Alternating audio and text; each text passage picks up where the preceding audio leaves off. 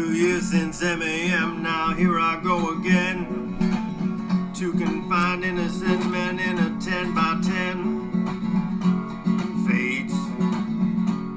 Oh, now the men deserve. Hello, everybody. Great silence in Manitowoc. You don't say nothing 'cause you know you're cops, but someone knows something. Yet everyone plays ball. I say we round them all up.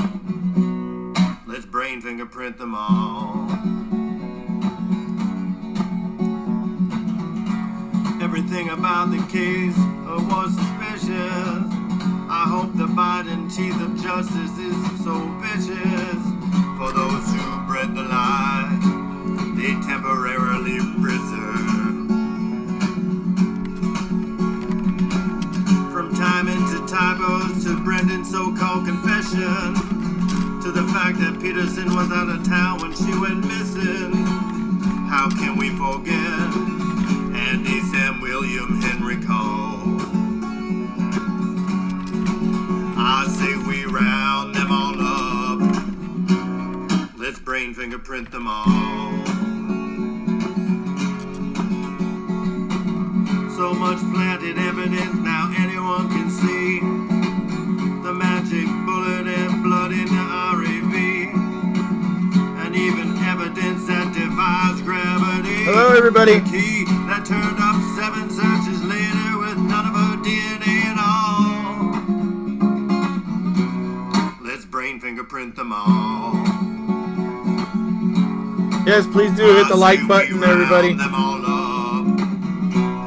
Let's brain fingerprint them all. Hi, everybody. Hello, Greg, Ziggy, Rachel, Amber, Phoebe, Ray, Lisa. For those who pay attention, all the handbags thing. Hello, Bonnie. And those that are smiling, they always know who would take the fall. I say we round them all up. Let's brain fingerprint them all. I say we round them all up. Good for you, Stacy. I love this one. I say we round them all up and brain fingerprint them all.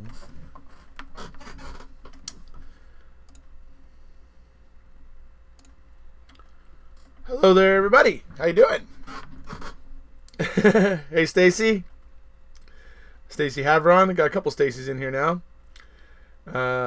Hey, Rachel. Oh, thank you so much. I'm glad you love my vids. Hey, Paul. Hello, music lover. Let's do this. I love it. You guys are always so excited and fired up, right? So, I was listening this morning since I did the premiere. You guys saw the premiere I did earlier. Well, at least I imagine a lot of you did. Saw the premiere I did earlier.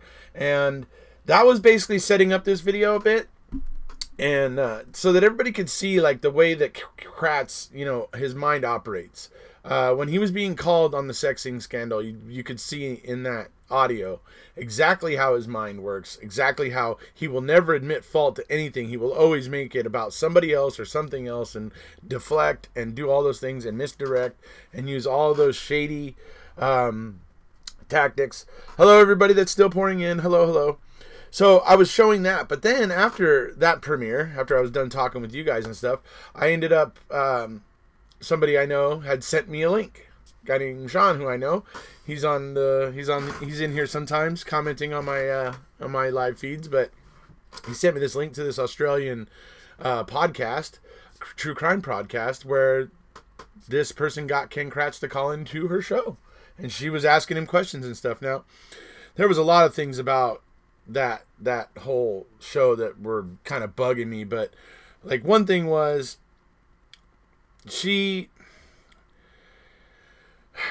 well, first of all, I didn't agree with some of her style. Like I don't think she is really caught up on this case. Like, I don't think she's really researched it. I think she's one of those that has literally watched MAM and MAM2 and then done a little research and now thinks that she's, because the way she talks about herself, and I don't mean to bash her at all. She seems pretty cool and even kind of level-headed and everything, but it bothered me that she was just, I don't know. She didn't seem to know everything fully, and she kept saying like, oh yeah, now we watch this MAM or whatever and do a little research and we all think we're lawyers. And I'm just sitting there going, man, you demean everything that people out here that have been actually doing the real research. You demean us when you talk like that. I couldn't believe it. I didn't like that about it. I left a link for it, by the way, in the information below, folks. So I didn't dig that at all, but then she's talking to Kratz, and then they get to the point of the sweat DNA, right? She goes, so I actually called a scientist friend of mine and whatever, and I asked about that, and could sweat have DNA and everything? Yes, the answer to that is yes. Absolutely, it can. It's just not a guarantee. Sweat itself isn't DNA. It's only if skin cells come off in the DNA. And it's an if, not a foregone conclusion. Okay? And this is why when I was listening to her going, okay, this is somebody who has a very limited understanding of the case, basically has watched the documentaries and done some minimal amount of research. But anyways, Ken's in there claiming that well, I originally said it was skin DNA or skin cells and whatever, but you weren't saying that after MAM came out, Ken. After MAM came out, you were talking about how sweat DNA, because you were drawing on the narrative. You were trying to take people's minds back to that narrative, especially locals in Wisconsin, back to the narrative that you created of the sweaty uncle sweating down the hall, sweatily, sweat, that you're using a manipulation when you talk about sweat DNA. And that's what that girl on that podcast didn't know you were doing, Ken. That's what she didn't know. And so she wasn't calling you on it. So she was just being nice with you because she has limited knowledge of the case. And you knew that, Ken. That's why you decided to do the interview. So, and I'm convinced that's why Ken decides to do any interview. He has to make sure that the person isn't actually really knowledgeable about the case. He has to make sure that they're only kind of sort of knowledgeable so that he can use his tactics of misdirection and all that sort of stuff to obfuscate things. And that is Ken Kratz.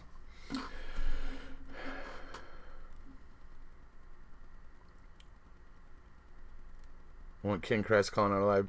Yeah, if he ever did, that would be great. But I'll tell you what won't happen here, folks. I got to tell you, I was a little disappointed last night on Laura's live, but obviously Laura's going to do what Laura's going to do, and I have no say in what Laura does. But I will say that I here on my channel discourage contacting players, like main players in this case, like that.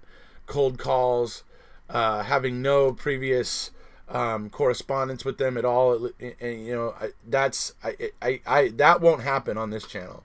I just want everybody to be clear on that won't happen here.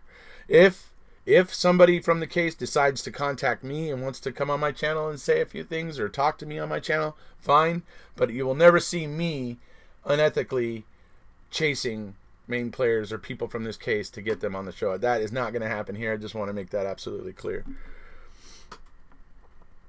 And the reason why I say that is because I don't want to harm or damage possibly Brendan or Steven in doing so. I don't want to make the supporters of Steven and Brendan look bad or look like, jerks or anything like that. It's just important to me. I know it's just a personal preference, and that's fine. And I hope even if you disagree with me, that you can at least respect the way I, choose to conduct myself. But yeah, so that's about all. I just wanted to say that little bit about that. Oh, thank you so much, Phoebe. I think it is a smart move. I mean, it's better to do it the right way. It's better to do it ethically, especially when I'm on this channel talking about how the prosecutors and a lot of what happened in this case was unethical. If I was to begin acting unethical myself, you should all just stop listening to me and go away. If I ever start acting unethically myself, then I am a hypocrite and you should cease to listen to me. So, I mean, that's the way I feel about it. Thank you so much, Mr. Jamie.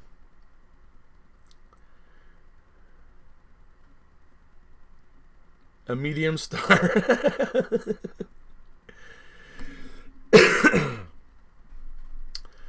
Let's see. I think Erekose would lose his if he was. You know, that is a very, very good point, because when I was listening to that podcast, you know, there was one point where I don't know. Somebody was. Let me put it this way. Somebody was recently commented on one of my videos and said to me, you know, it was on the Stacy Seabrook video, which I admittedly was a little bit more, you know, having a bit more fun with, because it was talking about music and stuff. So the person noticed I was laughing somewhat, kind of in the video. I was laughing here and there.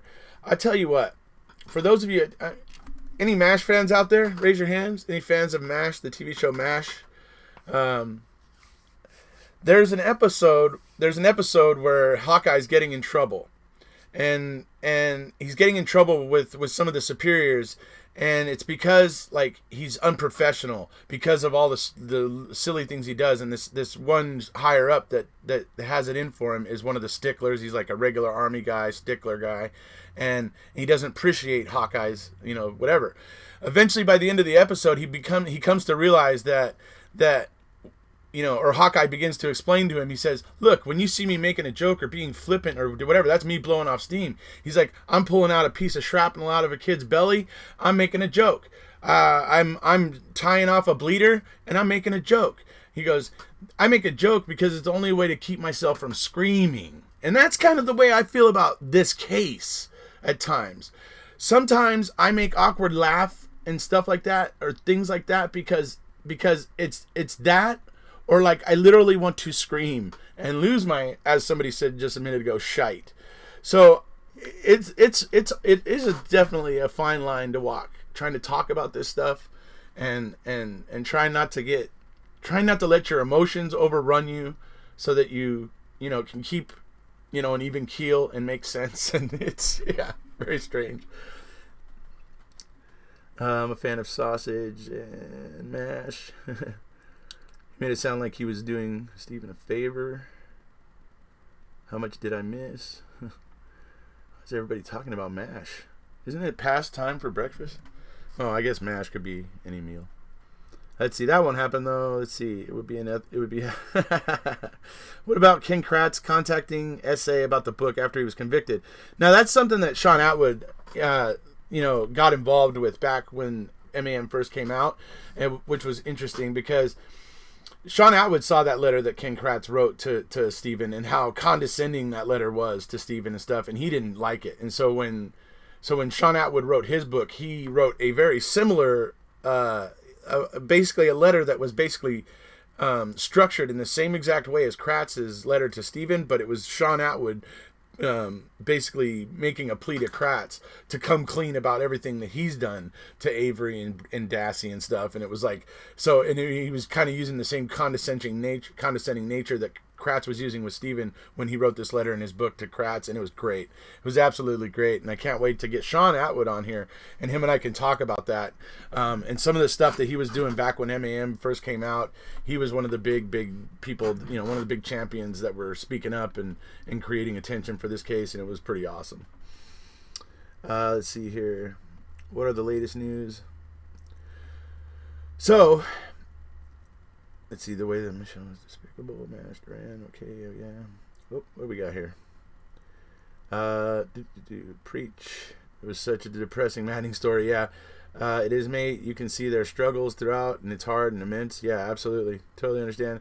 There's no way the world won't change unless we change it. Yeah, people just have to be aware and have to, you know, just people being aware helps, because then people are talking about it in the world at large, and it becomes a known issue. And when things are a known issue, that's when they really have a chance of getting dealt with and addressed. So definitely it helps. Hey, my man, listening to the video logs on my journey home from work every weekday. Cool to join a live show from London, UK. Oh, awesome, Stevie. I'm glad you're enjoying it. Hello, Joy. It's so disgusting you have to try to keep from blowing your lid. Well, you know, it's just this case. There's just so many maddening things in it that just, you know, like, anyway, it's horrible about Kratz contacting him like that. He was the prosecution. He should have never contacted him in the first place. Well, you know, Kratz is free to talk to whoever he wants to. I just won't be seen as a supporter trying to badger somebody. I won't be seen as a supporter of Stephen and Brennan trying to use unethical means to, get a statement or, anything like that. That's just not me, and that's basically where I'm coming from there. But hey, if Kratz was to ever tweet me and say, hey, look, I'm willing to come on your show and let you ask me some questions and we'll see what happens, then I'd say, okay, let's set it up. But I'd do it ethically, properly, setting it up through the proper channels, kind of, as it were. That's the way I would prefer to do it. That's the way I'd prefer to be. Just like I do with the guests that I've had on. I spoke to Dave Bagatka before I talked about him on here.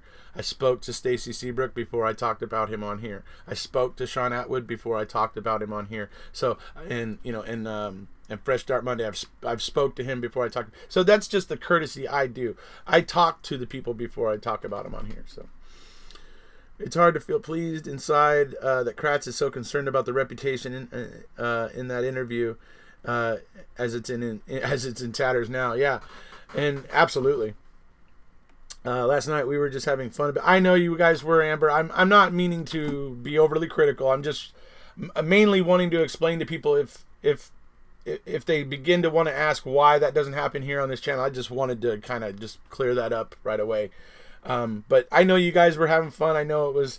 I'm not holding it against you guys. It's just.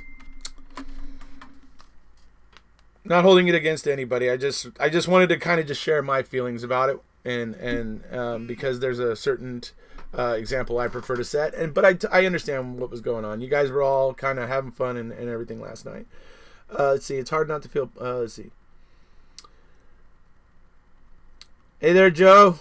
Agreed. It's so frustrating that some people refuse to see how innocent they are. It's hard not to scream when you hear them trying to explain one piece of KK story contradicting something else. Absolutely. It's like when I was listening to the Australian podcast before starting up the live here, I was listening to him tell that BS about Brendan again. God, it drives me insane every time he talks about Brendan. Yeah, I'm sure you were trying to offer Brendan a plea deal, Kratz. I'm sure you were trying to do that. I'm sure you wanted to get him on the stand because you wanted to use him against Avery. I'm sure you were doing all those things. Do you think that makes you seem magnanimous? That you wanted to put an innocent 16-year-old kid away so that you could seal a deal against his uncle, and that you're magnanimous because you only wanted to put him away for 16 years instead of the 58-year sentence he got? I mean, it doesn't equate. It absolutely doesn't equate. Brendan is absolutely innocent. There's, really no doubt in my mind. No 0.000 no percentage of doubt. Brendan is 100% innocent. He is and will be. There's just no doubt in my mind. And then he goes on to telling the story about how he only listened to his grandfather, who called him and told him that he shouldn't give in and all this or whatever, blah blah blah blah blah. He keeps maintaining as if Alan Avery would be the person that Brendan the most listens to. Are you kidding me? This is more misdirection by Kratz. And it works on people. This is more... Brendan would not be that swayed by his grandpa. Who he would be swayed by is his mother. Who he would be listening to while he's in jail is his mother. Who he's going to be clinging to as pretty much his sole support structure would be his mother. And what his mother was telling him was, Brendan, if you did it, then take the deal. If you did this, if you were part of this, take the deal. Get out as soon as you possibly can. If you didn't do this, Brendan, then you stick to your guns. And that's what his mother was telling him. That's how Brendan made his decision. Trying to tell me that Brendan was basing his decision on what his grandfather was telling him, I'm not buying it. Thank you so much, Bonnie. But Avery is in prison, so if stuff is found, then he obviously didn't. Then he obviously didn't touch it. I must have missed something there. Hold on. I'm an hour and a half away from London. Hello, Dan Cokes. Let's see. Jess, property hasn't been sealed, so now it is worthless. Let's see. I'm just north of London. There's no chance of having some people reinvestigate and search the properties again. I see new evidence found, but do they think they will dig deeper and start coming? I think Zellner will never stop digging. She'll be digging until she gets him out. I think her investigations are ongoing. Yeah, so. Let's see. Kratz's behavior boils my blood. Total narcissist. Wouldn't answer anything to do with the texting, but demanded sources from a journalist. Right? I mean, dude, isn't it weird when the person who's supposed to be getting interviewed is asking all of the questions? I mean, isn't that odd? Isn't that strange? I mean, that's like the one thing. That's like the first thing about that interview that kind of throws up red flags, right?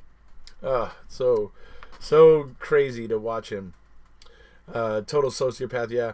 Avery should have said yes to Kratz's book only if he used the money to get all the suspects' brain fingerprinted. Well, hey, dude, Kathleen Zellner has already paid for brain fingerprinting sessions and designed them for key players in this case.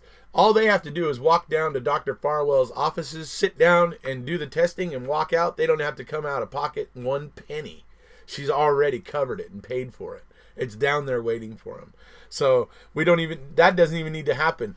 You just got to get the people that need to go sit in the chair to go down and sit in the chair. That's literally all that has to happen. But they ain't going to do it. They're not going down there. They don't know what's waiting for them there. They don't know what could possibly be suggested from the testing that gets done there. And so they're staying the hell away from it. They're never going to go there. Let's see. You are right. Let's see. Where'd that go? I just woke up, still wiping sleep out of my eyes. I'm raging about the Brendan. Yeah. Way to start my Monday. Oh, so sorry. It broke my heart when Brendan said he was guessing, just like I do on my homework. Absolutely. I mean, and he tells the investigators that. He tells Barb that. I mean, there's multiple times where he says that where I was guessing. And that is the most believable thing that Brendan says. I watched the Atwood German guy video. Pretty suspicious to me. I wonder of the... Yeah, I mean, it is. It was all very suspicious stuff, but... It's I think it was disproved. I can't remember why we all lost interest in the German exactly, but there was something I remember that caused us to kind of dismiss him a little.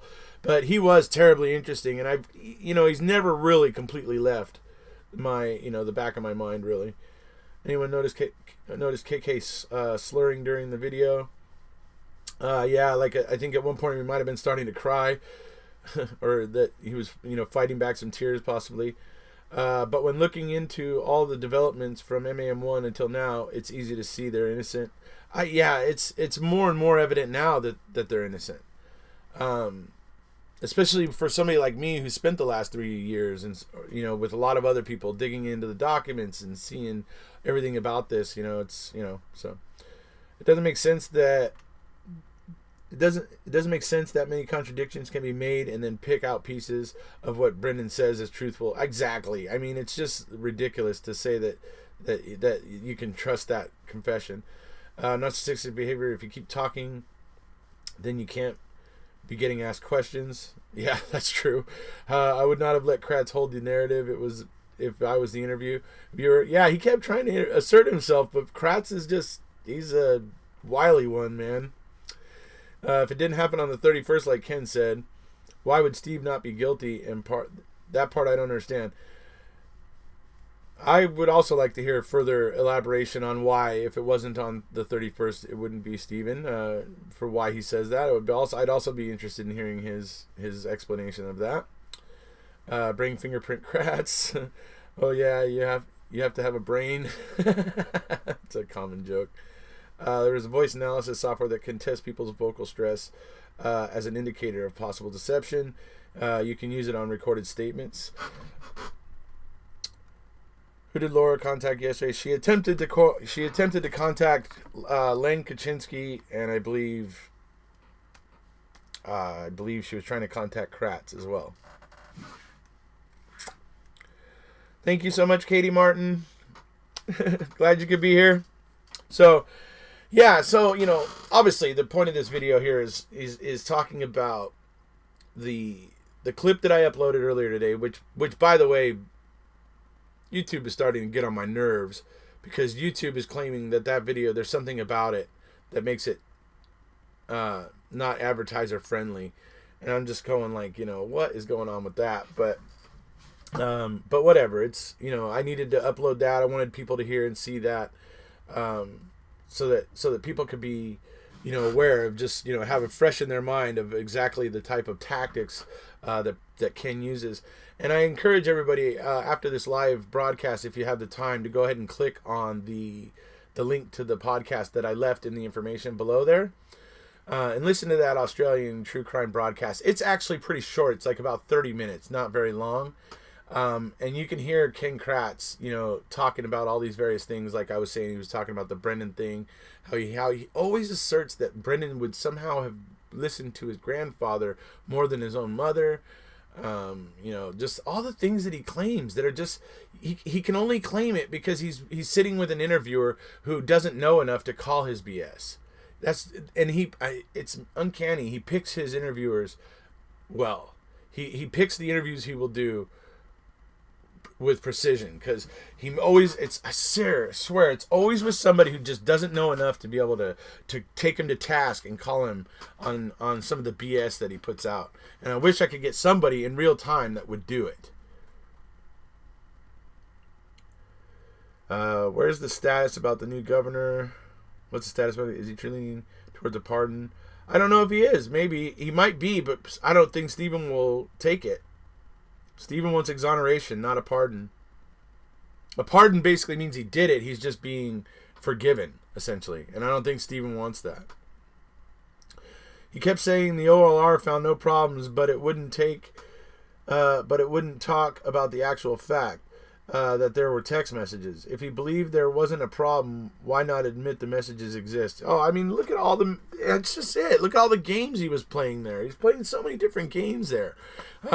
First trying to talk about the OLR, hypothetically the OLR found no violation. Then in the middle, when he's trying to refute something that journalist Foley was his last name, journalist Foley was saying, he was trying to refute it basically, and so he was basically letting the cat out of the bag of, well, OLR found no violation. OLR found no violation. So that's blah, blah, blah, blah, blah, whatever. And then at the end, he's trying to revert back to, no, I said it hypothetically. And it's just like ridiculous, Kratz. You're ridiculous. You're all over the map. You're just, oh my Lord. Hi, Marissa. Highly unlikely Zellner or Stephen would want a pardon. Yeah, like I said, highly unlikely for a pardon. There's an hour version of the Aussie podcast. Okay, I may check out that hour-long version. If nothing else, just to get my blood pumping because of the anger. But anyways, I hate how they always revert back to the Brendan's testimony like he's Star Wars. Yeah, and why is it the state doesn't want to talk about the fact that they're relying on a confession that is so ridiculously a train wreck? I mean, an absolute mess, an absolute train wreck. And why they rely on that instead of relying on testimony in court, under oath, where he was challenged highly, very vigorously by the prosecution. And that means virtually nothing. How does that happen? Why does that happen? That's the question. I cut my hand at work the other day, similar to Avery's cut. I decided I was going to experiment with it. Let it for a few days. Just opened it up a little bit. Sorry, it sounds weird. No, I understand what you mean. You wanted to reopen it like had been done to Stephen. I get it. You want to see how bad it would bleed. I get your premise. It's an interesting premise. Can someone please do a good, bad, and ugly meme? Zellner in a hat with a cigarillo.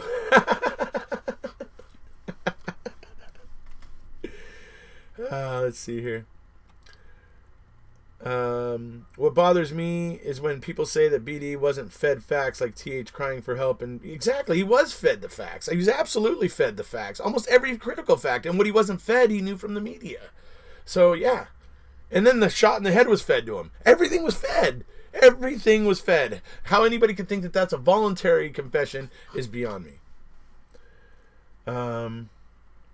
Dean, what were your results? Let's see. It's not like someone would say TH was asking for ice cream or something way out of the ordinary like that. How would LE know exactly what TH would have been saying and say that they are facts? Absolutely. But they're allowed to lie to suspects. They're allowed to use the full read technique on mentally limited juveniles. Even though Supreme Court precedent and decisions in the past have said they're not. But nobody's enforcing it. Nobody cares when it comes to the court systems right now. And it's going to take everybody getting fired up like me, getting fired up like we all are, like the way you guys are getting all fired up, the way you guys show up here every day. You guys are awesome. You guys show up here. I mean, we're almost at 100 viewers again today.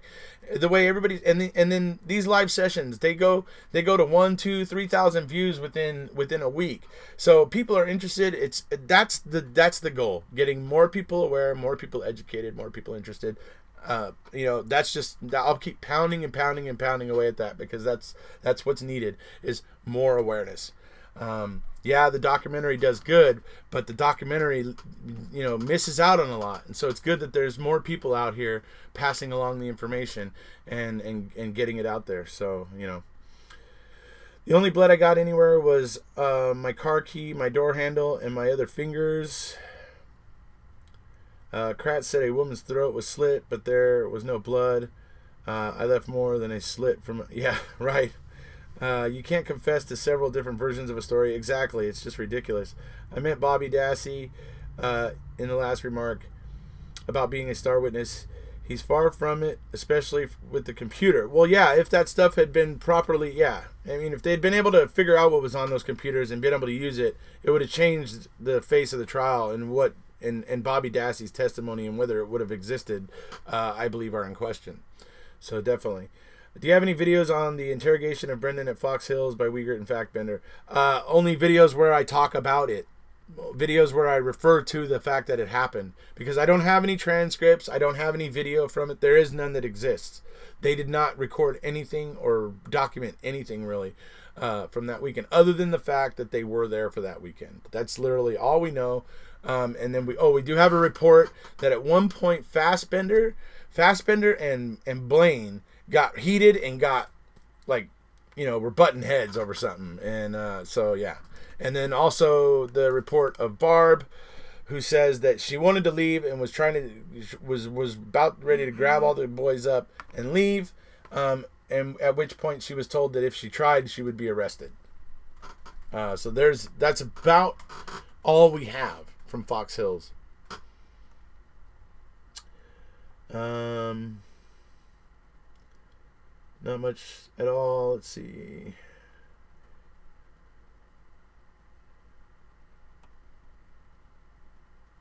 No, that was interesting though, Dean. I find that interesting that it would get. Let me ask you this, Dean. Did the blood get right around the ignition where you were turning the key? Did it get on that? Let's see. He didn't even remember that she was shot in the head. Even when they said it, he just agreed and said, yeah. The way he said it was, I couldn't. When they said, why didn't you tell us that? And he said, I couldn't think of it. When you say, in a situation that you would say, I couldn't think of it, you would say that, you would phrase it that way when you're talking about making guesses. When you're guessing at something and you guess wrong, and somebody asks you why you guess wrong, you just say, oh, I couldn't think of it. Brendan's wording is very critical and tells us what was going on. It truly is. In fact, I may end up getting together with Amber Lee, and her and I may go through that entire confession and look at the English language and try to educate people out there about how the English language works, and really the more subtle things that you can pick up from the language used in the confession.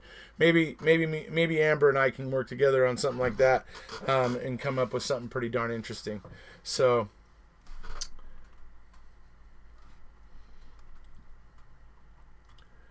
no cameras, tape rolling recorder. Yeah, that's absolutely right, Marissa. They kept asking him about her head. Exactly. Thanks, Stacy. You're welcome, Shona. Bobby only testified the way he did because he was probably threatened. I agree. Then we couldn't resist anymore and straight up told him, absolutely. Like, even if you are someone who hunts or you have gone hunting, you will remember watching an animal be shot. Never mind a human to the head. Absolutely. I know my little brother, when he was younger, and we, in my family, we were all animal lovers. My brother actually was even more sensitive, really, than the rest of us. And he actually witnessed something like that with a dog that wasn't chained up and tried to jump at and bite some bullets. And it was a terrible, terrible thing. But that experience did stick with my brother. It's very, very it stuck with him. It was something that stuck with him for a couple years before it really became something that kind of really receded to the back of his mind, where he didn't think of it somewhat often. So it does leave a very strong impression when you see something like that. So why did they not play the last 15 minutes of Brendan's interview at his trial? I know, right? They should have been hearing him tell his mom they got to my head. I mean, that would have been huge for the jury to hear. What would be interesting is for you to take someone and ask them the same questions that were asked of BD and see how they respond. And yeah, BD didn't look. Oh, thank you so much, Crazy Life. Thank you so much. You're very kind. And respond. Yeah, would be. See, BD didn't look threatened when he was chatting with Fassbender at the courthouse. Bobby Dassey. Yeah, he didn't look threatened, but then again, it was probably already said at that point, and they might have been going over, finer points, or I don't know. I just feel like Bobby was threatened because it would explain why his story changes. BOD is Bobby Dassey. Okay, well, Brendan Dassey didn't look threatened when he was chatting with Fassbender. Okay, well, Brendan Dassey wasn't chatting with Fassbender. You guys have to be talking about the picture of Bobby Dassey, right, Joe? Joe? You're talking about the picture of Bobby Dassey chatting with Fassbender outside the courtroom in the hallway, correct? Oh, thank you so much, Michelle. Thank you. You guys are very kind.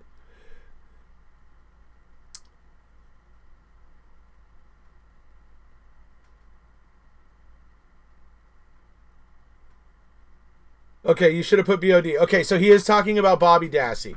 So yes, he's talking about. So Joe was talking about the picture of Bobby talking to Fassbender outside of the courtroom in that hallway. So that's what he was talking about. So that's the confirmation there. So yes, we were talking about Bobby Dassey, which would be B_O D. And so yes, it was very, like I said, I think they were going over finer points there in that hallway. Yes, right. Confirmed. Hello, Jerome. How's it going, buddy? I responded to your email earlier today, by the way. Let's see. I should have referred to Bobby's. Yeah.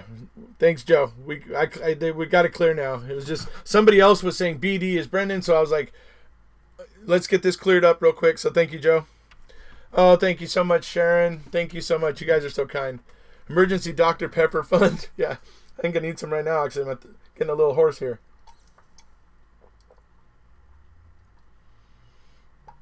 Oh, there we go. I love my thermal cup. My thermal cup kicks butt. Let's see here. Ozzy, oi, oi, oi. Yes, I made it to the live. Hello, Deborah. I'm happy you can make it. When I just got my license when I was 23 years old ago, a cat ran in front of my car. I went to look for the cat so I could help. Never found it, but it haunts me to this day. Hello, everybody. Watched an interview last night with a juror saying the main thing that got him convicted was his past, not the evidence in the case. That should be enough for a retrial. Yeah, you would think. How long do you plan to go for? My kid needs a ride. Well, you go take care of your kid, Marissa. We'll be okay.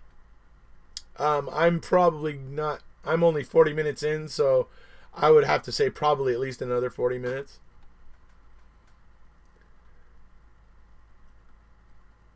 Let's see. You are the only one I've ever super chatted. Oh, I'm very honored. I'm touched. I truly am. Thank you so much. Okay, don't leave me then. All right. I will try to go for at least an hour and a half. So that gives you 45 minutes. Let's see. Even worse, to be accused of animal neglect when you are innocent. Not easy to get that out of your head. Yeah, certainly. Let's see. So Amber, are you there? Yeah, okay. You want to, Erekose? Let's do it. Okay, that's what I was looking for. Okay, so Amber. All right. Amber, we're gonna have to connect up like on email and then possibly on Messenger. The best way to really be able to contact me is through Messenger. To be perfectly honest, so we'll have to set that up.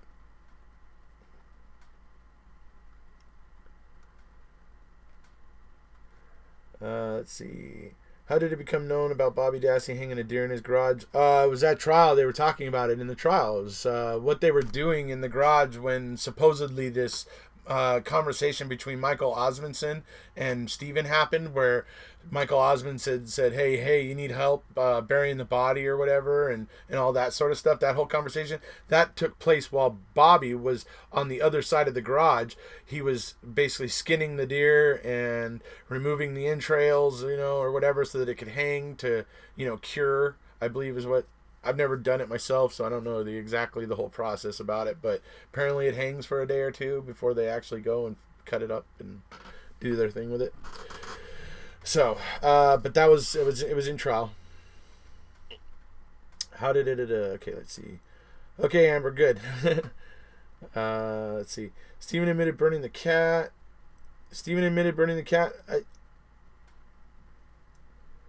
I think he did, but I think there's a lot of people that say he was taking the rap for somebody else, and there is a report from Manitowoc Sheriff's Department that I saw that it did seem to be in question as to whether it was Steven or somebody else. But yeah, so.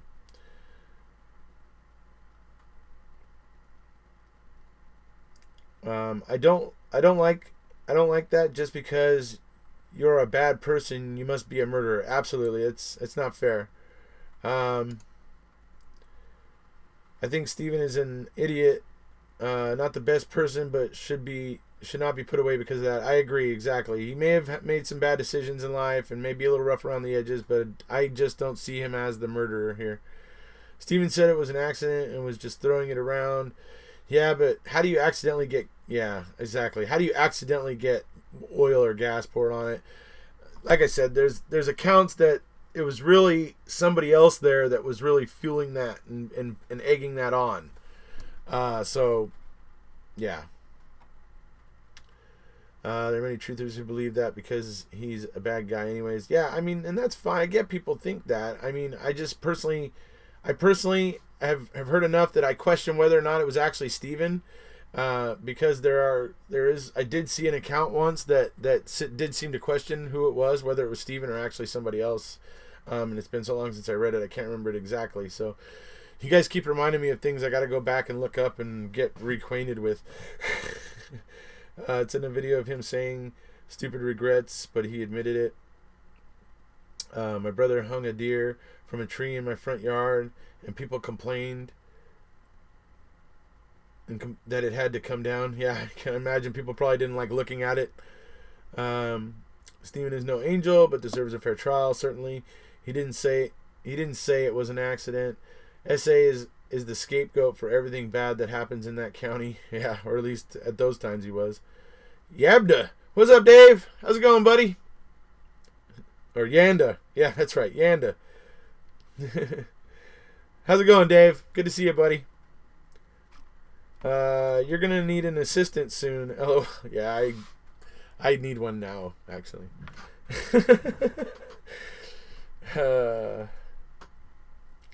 Michelle, if you listen to the Colburn call, people say with headphones you can hear someone in the background saying the car is here. Hey, Dave. Hello, Dave. Maybe with if the YouTube success stays where it's at, I can use the income I'm getting from YouTube to pay somebody to be my assistant, and then I can continue on trying to improve here. I don't know. We'll have to see.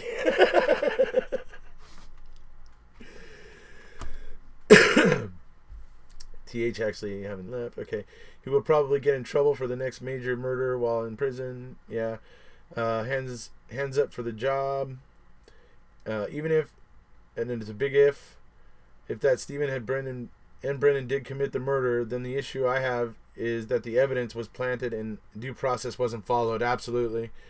Some people say it was a Yonda who burned the cat. Right. I figured that's what you were saying. Sorry, I meant to say that too, Dave. Sorry about that.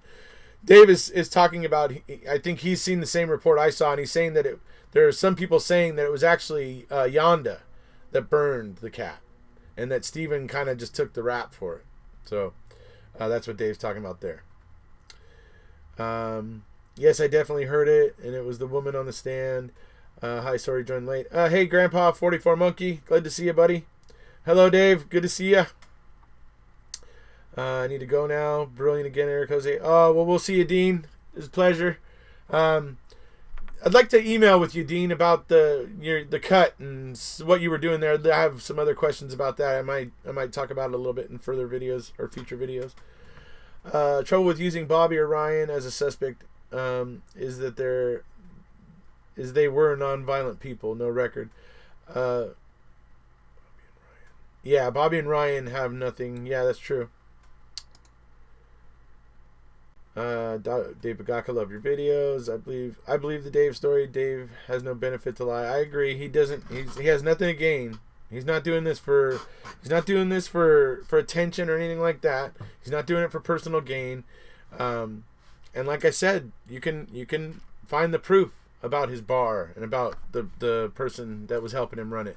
You can find the proof of those incidents that they did happen, and you know, like I said, there's enough there to suggest that what Dave says is close to the mark.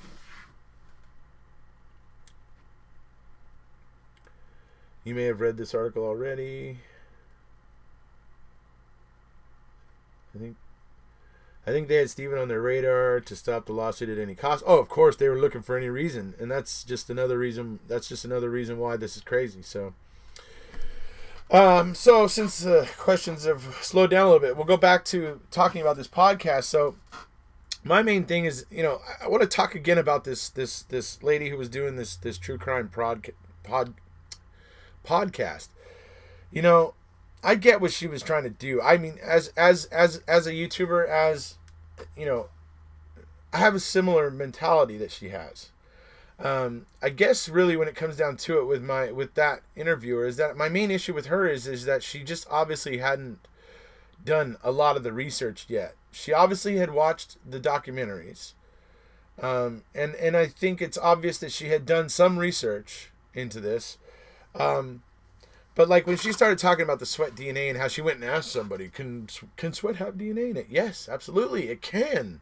It can have DNA in it. It's just not a foregone conclusion that it's going to have DNA in it. That's the important thing. It's not every bit of sweat that you pull off of somebody is going to have DNA in it, because they're not always going to be sloughing off skin cells. Sometimes their skin's just going to be really healthy and it's not flaking or sloughing off any dead skin cells, and there's just not going to be any skin cells in the sweat. It's hit or miss type of thing. It's not a foregone conclusion. So the way she ended up using that as a way of denying, you know, the whole sweat DNA thing is ridiculous, because you have to look at what King Kratz was doing. You have to look at the bigger picture. That's why this guy is so freaking dangerous. You know what I mean? That's why this guy is so dangerous, because you got to look at the bigger picture. Okay, when he after MAM1, when he starts talking about sweat DNA, even though he knows he meant skin cells, he knows that's what he meant, but he says sweat DNA because it serves two purposes. Okay, number one, it draws everybody back to the very disgusting imagery of the narrative that they were able to extract from Brendan, which prejudices people's minds.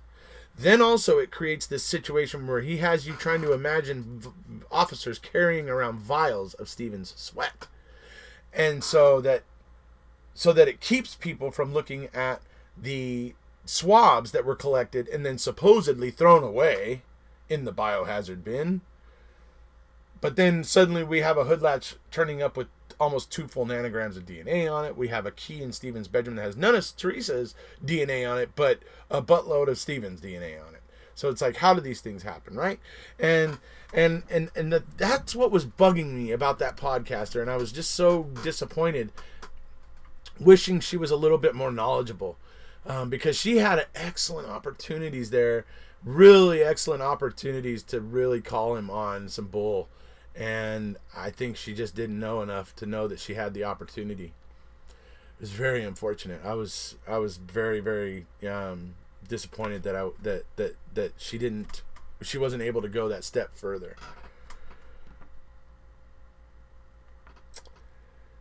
DNA can transfer without sweat. You can have water with DNA in it. Yeah. More likely to have virus than skin cells, right? Especially almost 2 nanograms. Come on, exactly. The whole sweat thing was so Kratz could say no carry sweat around. Right, it had 2 purposes. Making it seem ridiculous that officers were carrying vials of sweat around was part of it. And it seems like a ridiculous thing when you talk about it that way. And also the sweaty, sweat, the sweaty uncle down the sweaty hall. Sweat as he sweated down the hall. Right? It brings up that. So it's certainly a 2-pronged attack that he makes whenever he brings up sweat DNA, even though he knows it's not sweat DNA, even though he knows it. And he even says in this podcast that originally I said it was skin cells. But you didn't say that after MAM, Ken. After MAM, you said sweat DNA because you were very, very calculated trying to do 2 things that I have just pointed out. I wish that Kathleen would have had him hold the key after he worked out, or something to prove that if he was doing a lot of exercise, that it would prove that he didn't do it. Yeah. Let's see. Proudfoots. You may have read this article already. How speech, language, and communication difficulties made a murderer. I think I may have, actually. Yeah, you can't post links in here. Maybe if Marissa was here, she might be able to create a way to allow it. But, yeah, especially almost 2 full nanograms. But sweat doesn't have the markers for DNA by itself. Exactly. It's only if the skin cells are sloughed off with the sweat that the sweat will have DNA in it. It's not a foregone conclusion.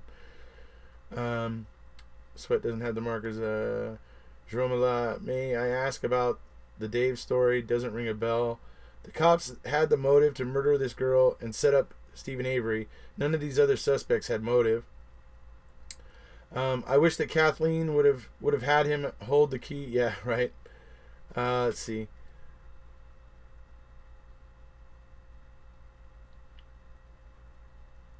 Sweet. If I never hear that word again, I'll be okay.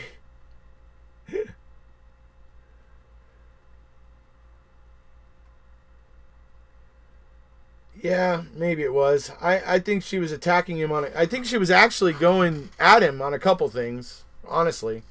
But yeah, I think ultimately she was probably siding with him. But that's okay. I'm putting plenty of content out there right now to show everybody why you cannot trust him. I will do everything I can to prevent him from doing the same BS he did last time. Last time when MAM came out, he used that, and he just kept going and appearing on things until people started to buy his BS. Not going to have it. I'm going to show everything I can that points to the type of liar and misdirection that he uses, and everything. I intend to prevent him from being able to obscure the facts in this case, as he's done for the last 3 years. Sick of it. Tired of it. How come there is such a huge amount of sweat DNA in the hood latch? Exactly. It's not even sweat DNA, though. That's the whole point. Hey, Sharon. Hey, Laura. Hello there, Purple.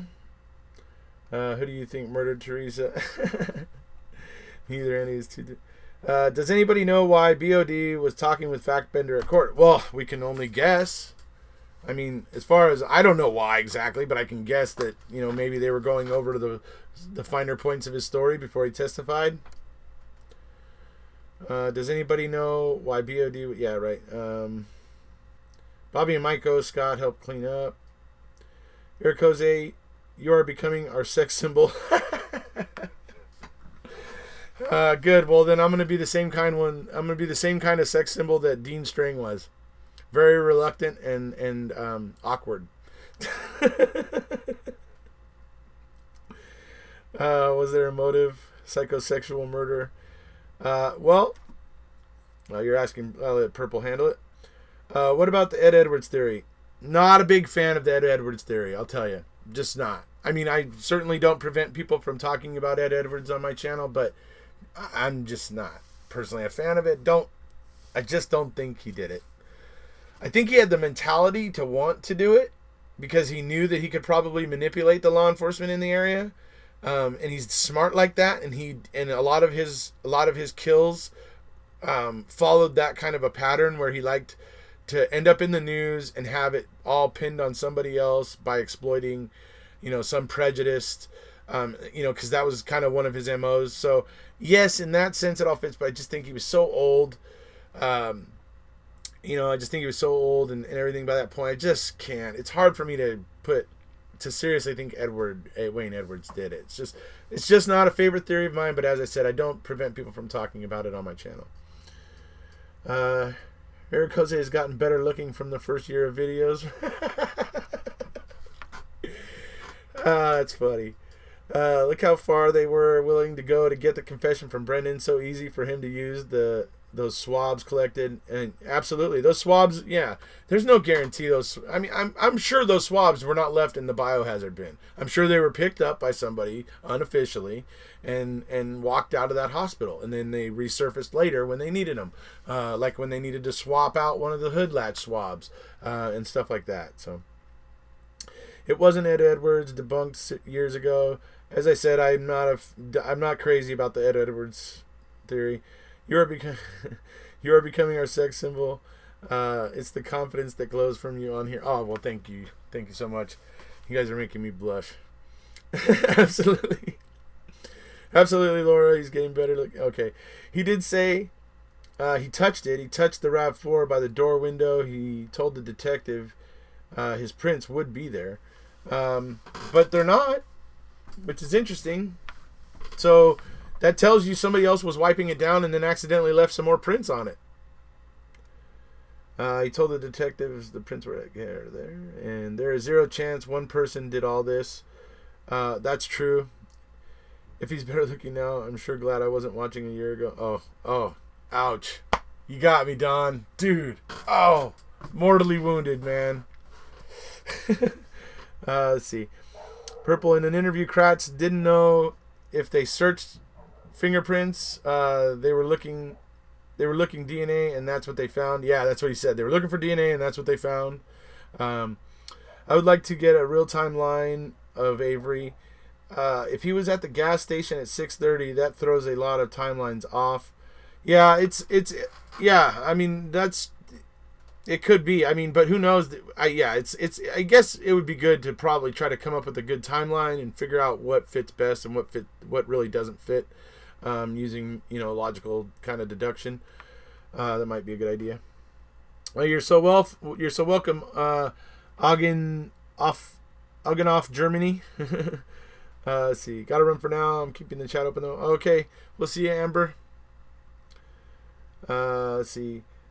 I didn't know that TH's DNA collections went to the Avery property before going to the lab. Oh yeah, absolutely. The 7 pairs of panties, the dildo.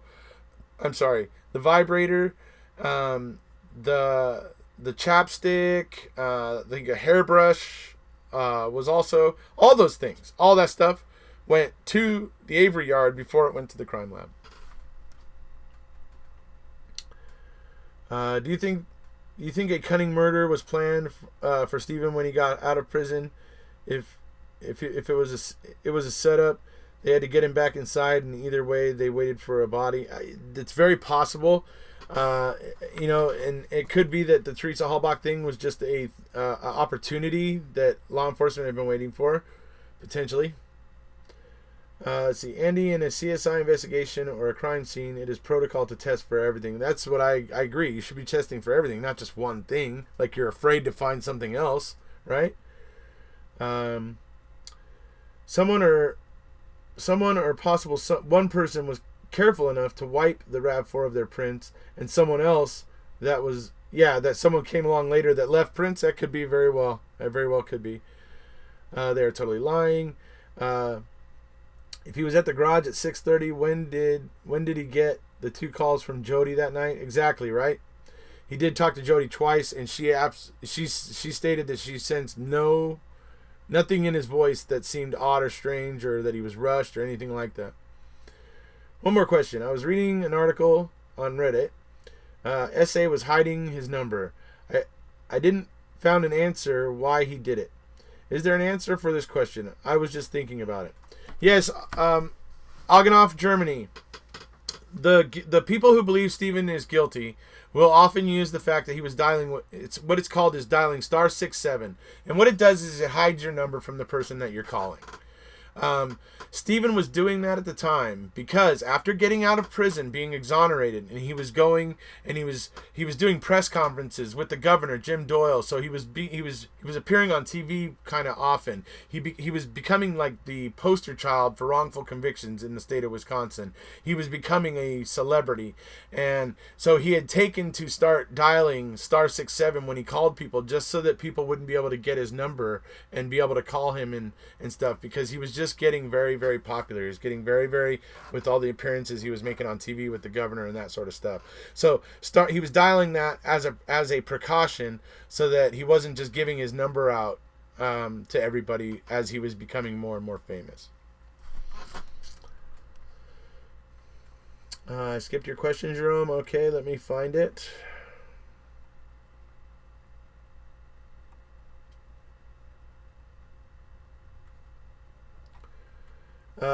How many DNA trace or fingerprint of Teresa were found in the car? That's kind of the weird thing. Like, I don't think they found any of Teresa's prints in there, even on the steering wheel. They found no prints on the steering wheel, nothing. I mean, they found nothing on the gear shifter. Somebody wiped it all clean, because there was not even anything of Teresa there.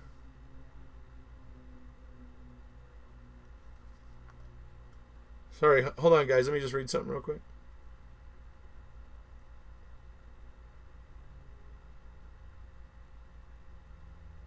Yeah. Okay. Oh, okay.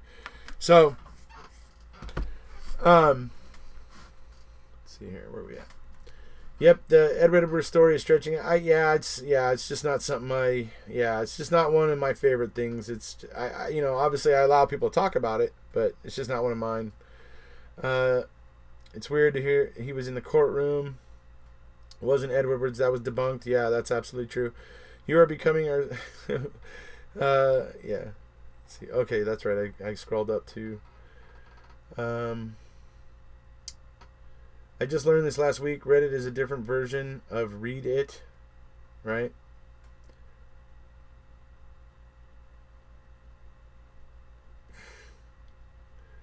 Let's see. What about the bones? What about the bones that they were just burned in barrels? They shouldn't look like they did. They look more like they were incinerated. The black char is not normal. Yeah, I agree. And then calmly talking to Jody. Yeah, right. Exactly. How's he having these calm conversations with Jody in the middle of raping and killing and burning and all this, massive, carnage?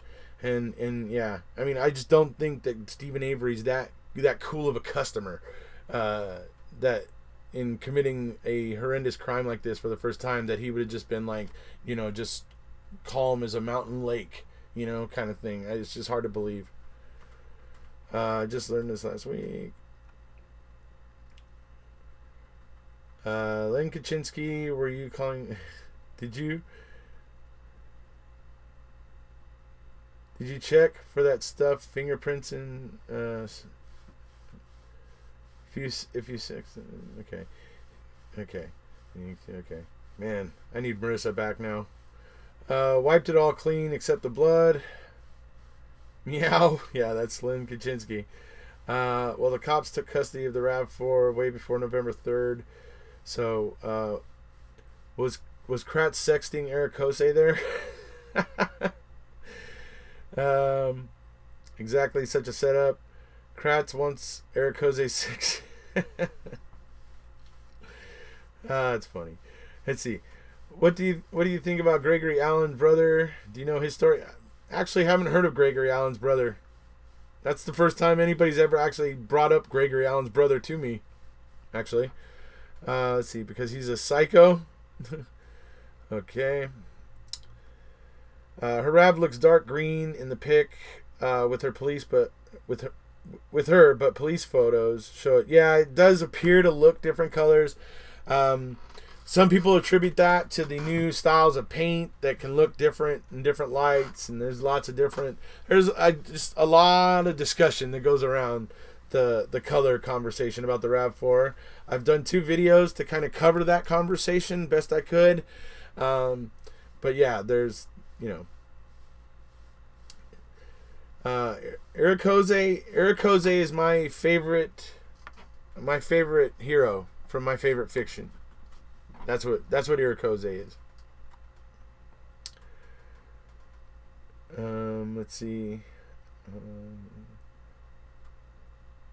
Lighting can have a lot to do with it.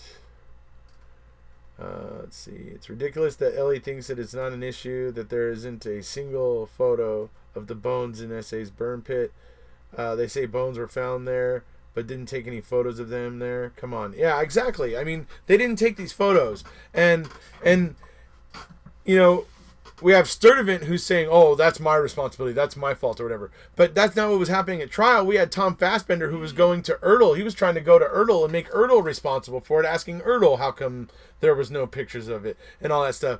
When you realize what a comedy of errors this whole thing was, it's just mind-boggling, really. Why is there no DNA on the hood release?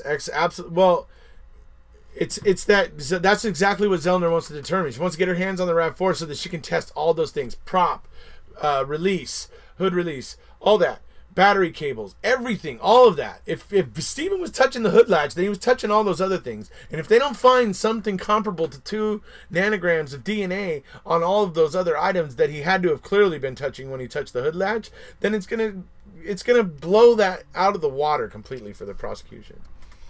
Hello, Julie. Oh, poor Purple.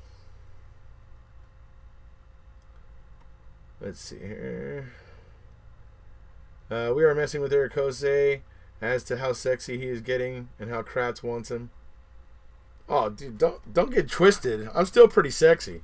It's just whether or not Kratz wants me.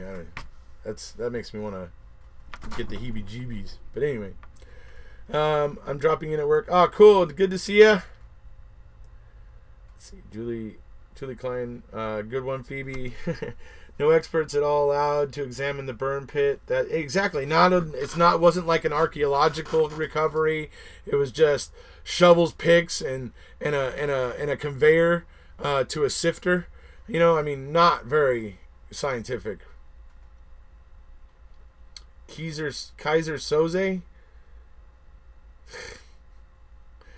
Yeah. Okay. Thanks, Falcon. Last time I was in Baja, there was all sorts of RAV4s of that year. There was no way to confuse the colors. Yeah. No experts. Yeah, exactly. The photo of TH by her RAV was also taken with color film, which, depending on the film type, colors will render in different ways.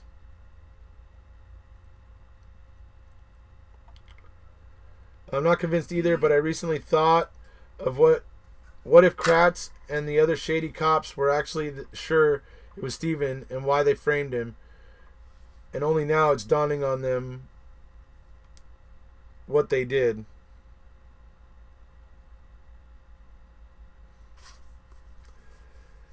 Actually, I have somebody suggested earlier today about creating a piece of artwork about Kratz being like Humpty Dumpty, falling off the wall, and all the king's horses and all the king's men and all that sort of thing. So I actually handed that over to my resident artist here, and I passed along the idea. I'm hoping we may have something cool. I think it's going to have to be a series of drawings, possibly maybe 3 or 4 drawings, but I'm kind of excited to see what comes of that.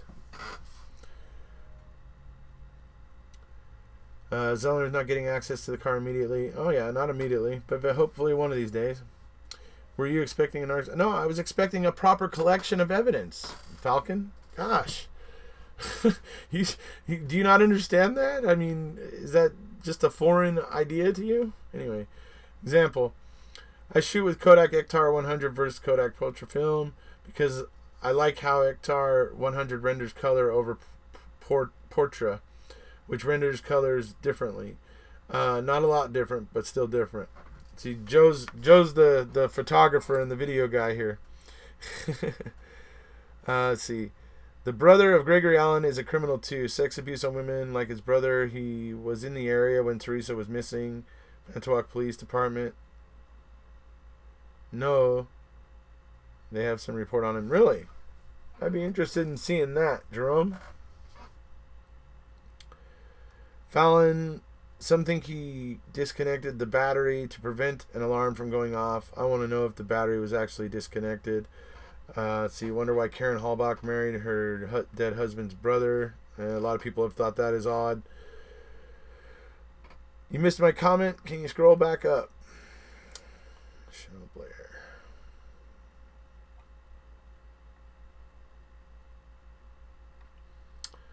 What about this? In the RAV4, TH blood is on the back sides of the hatch, but the carpet is clean.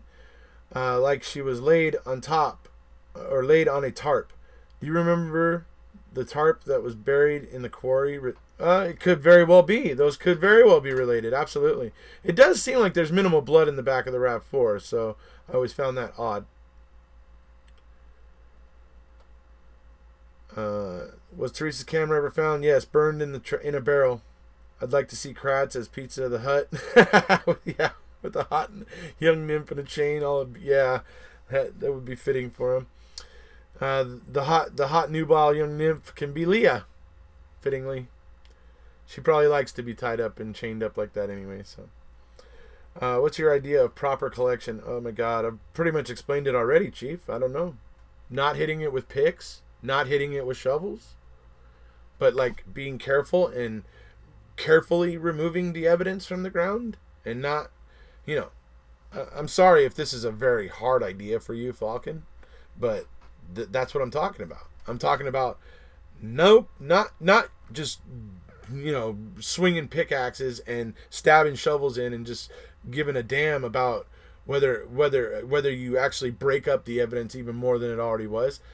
If you can't understand that, sorry, I'm not going to respond to your next question about it. If it hasn't been explained to you clearly at this point, then I don't need to pay attention to anything you have to say further. Falcon, I think we can all expect a proper dig and collection. Yeah, so there you go. Even everybody else is trying to tell you. You're just thick. Kratz is actually the Go Compare guy from the adverts. I thought her camera was still missing. As far as I know, it was burned in a barrel. As far as I know. Ellie lied, framed SA to cover up their lies, framing in the 80s case, and now they're lying to cover up their mistakes made in the TH's case. Yeah, I mean, and it's just basically CMA, cover my ass. Basically, that's what it is. Horsehair brushes. How about taking pictures of bones that are found? That's true. Simple grid collection. You didn't sift bone material, especially evidence. The state expert acted like she could not understand how bones would be damaged with shovels and backhoe. I know, right? How would that happen? Oh my gosh, really? Like if I hit this bone with a hammer, it will crush it? No, that's not what happened, right? I mean, it's yeah, and she's a bone expert. Yeah, so much for that. Anyways. Watch vids about the proper way to excavate a crime scene. Right, exactly. I read a report that her camera was found in a burn barrel with the SD card. There was an SD card found in the back of the RAV, and there was a camera found in a burn barrel, burned in a burn barrel. Phoebe, it was the day before they arrested him. You tell Erekose. Thank you, Andy. I wonder if Auto Trader ever gave SA his money back. Jeez. Yeah. His what was it, $40? You tell him, Erekose. Do you mean boar's hair and not horse hair? Oh boy, we're getting into a discussion about hairbrushes here. What was on the SD card? I have never been able to find that out, Lori. I asked that question for 8 or 9 or 10 months in the first year, and it was just like there was no answer for it. I've never gotten an answer for it. If SA was the mastermind they make him out to be, why wouldn't they have just crushed her car instead of partially covering it and making it stand out like a sore thumb? Exactly. That's been the point that I've been making for a long time. I still want to know if anyone involved has a wood chipper. I'm stuck on those bone shards with cut marks. Yeah, Zellner reasons that they were made by the kind of saws that hunters use to saw bone when they're cutting up their quarry or whatever. So, but we'll have to see what comes of that.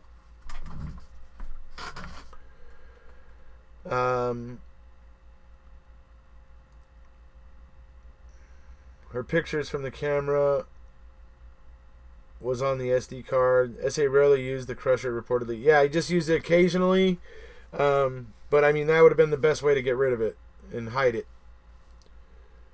There is a photo that shows law enforcement literally used a front loader to remove the bones from the burn pit. Yeah, I mean, it was a big conveyor belt thing. They were just being shoveled out and thrown onto the conveyor belt, and then going along the conveyor belt, and then falling down into a sifting thing.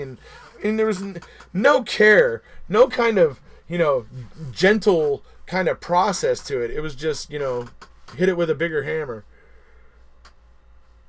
Cops had Steve under surveillance. Yeah, we've heard about that. The bone collection was supposed to be done in grid form. There was no SD card in her camera that they burned. So basically, according to Kratz's story, Steven pulled out the SD card in order to be nice and save her pics for her family. Right. Wasn't the crusher not even Avery's, but it actually did belong to like some other company or something, and it was just there for them to be able to use to crush cars. So let's see. Plus the RAV was relatively new condition. Yeah, he made it live to Erekose feed. Hey there, Randon. Regardless if he really used the crusher, if he used this would have been the very time to use it. Absolutely. Have you ever seen the photos from the camera? I have not. It's tragic that they described how poking the bones with a stick and how it could make collecting them. It is disgusting to treat a human that way. Absolutely. How is it possible to find one tooth? Do you remember the movie Sex Crime? No, actually, I don't. I don't think I've ever heard of the movie Sex Crime.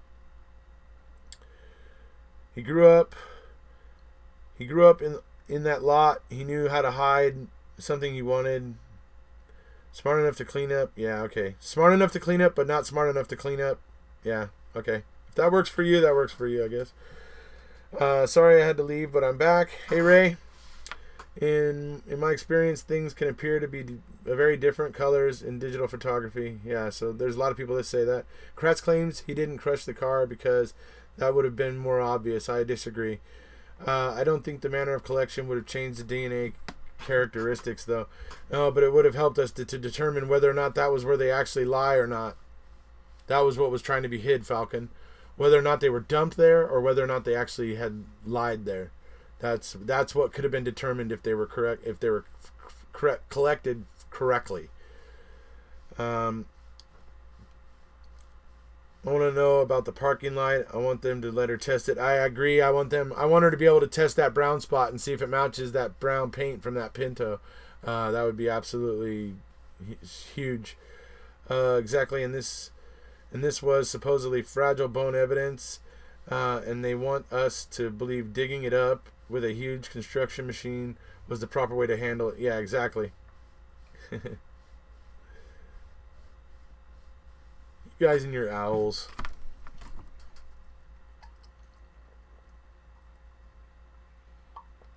Oh.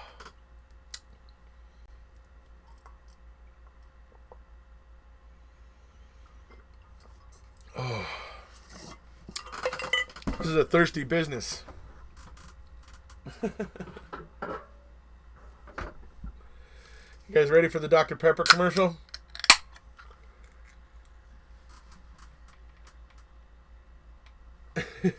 Now you get to hear the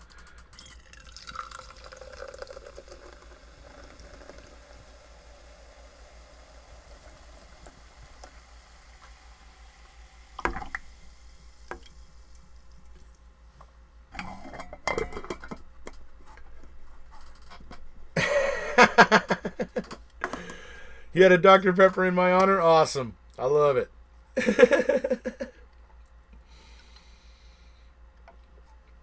I know the owls are the staircase reference. I knew that.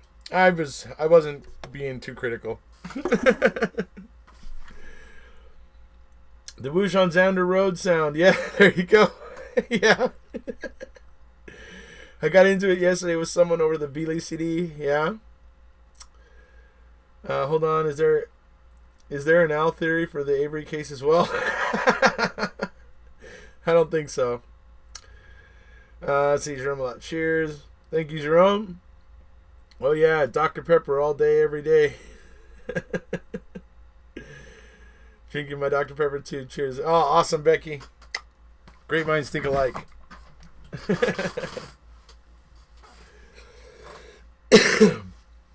I'm outie. Gotta get some adulting. Have fun. Enjoy my sex buddy Erekose. I'll be live Tuesday night. And I think Friday nights we stick to MAM. And Tuesday nights we just talk about other stuff. Cool? Okay, so that's purple.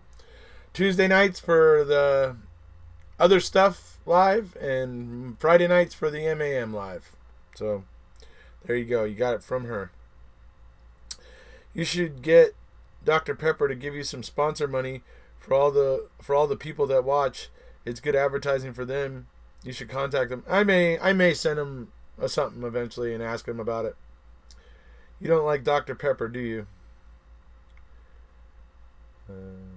I'm still drinking the coffee I made this morning. Oh, I recommend not having teens. See, Dr. Pepper needs to monetize your channel. Dr. Pepper makes you fat, just saying. Have a good day, Purple. I was actually thinking of buying Dr. Pepper. I've never had it. Oh, I love Dr. Pepper, but I mean, I got addicted to it when I was in high school. You know, I'd get out of wrestling practice, and there was this little Sunshine gas station across the street from school. So after, you know, getting out of my workout clothes and getting all my school clothes in my backpack with all my books, you know, me and some of my wrestling buddies that walked home the same way would be immediately at that gas station, getting the big old 44 ouncer and, you know, filling it up with ice cold Dr. Pepper, and I'd just be like sipping that Dr. Pepper walking the whole way home. Fond memories. So I don't see Dr. Pepper becoming anything but my favorite ever in the future. Drinking Diet Dr. Pepper gives me cancer. Yeah, I hate diet anything. I can't stand diet drinks. There's something about whatever they used for the artificial sweetener. It actually tastes okay at first when you're drinking it, but then once you've swallowed it and everything, there is like this horribly bitter aftertaste that sticks around at the back of my tongue that drives me insane. I hate it. I can't drink it. Do you remember the Dr. Pepper commercials? I remember a lot of them. You know, I remember there was the one with the kid in the classroom, and he starts dancing and, you know, and stuff for the teacher and everything. I remember there was something like that. It was pretty funny, but anyway. You should wear a white shirt and a dark vest like the original DP guy. Good luck with DP. It's Cher's favorite drink. All she got was a small cooler. That's funny. Has anyone figured out where the Rab is stored? Underground somewhere? Is it a common storage practice? Probably. I mean, they may just have... It may just be that they're like...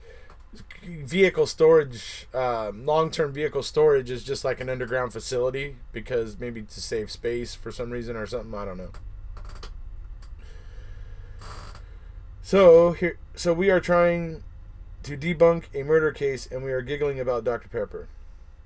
So I'm a pepper. You're a pepper. You wouldn't want to be. Whoops.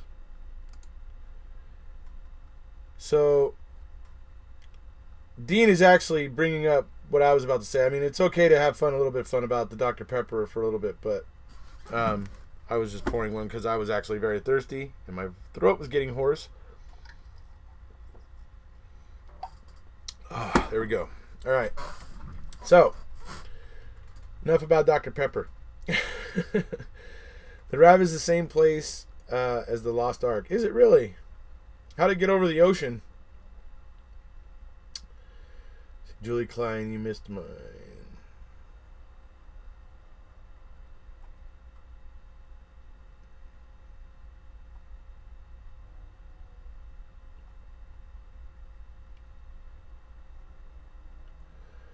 No, I was saying poorly that Stephen was smart enough to clean all evidence, but his blood, but so stupid to leave. Okay, yeah, absolutely. I mean, he was smart enough here, not smart enough to clean up this other stuff, and it's just like it doesn't make any sense. That's why Zellner has that whole thing where she talks about how Stephen goes from idiot to savant.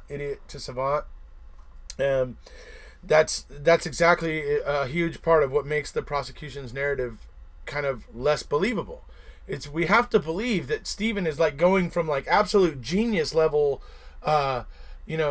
thinking to absolute freaking hillbilly redneck, stupid idiot thinking, and back to absolute genius thinking again. It's like, and it's just incongruous to expect that somebody did that.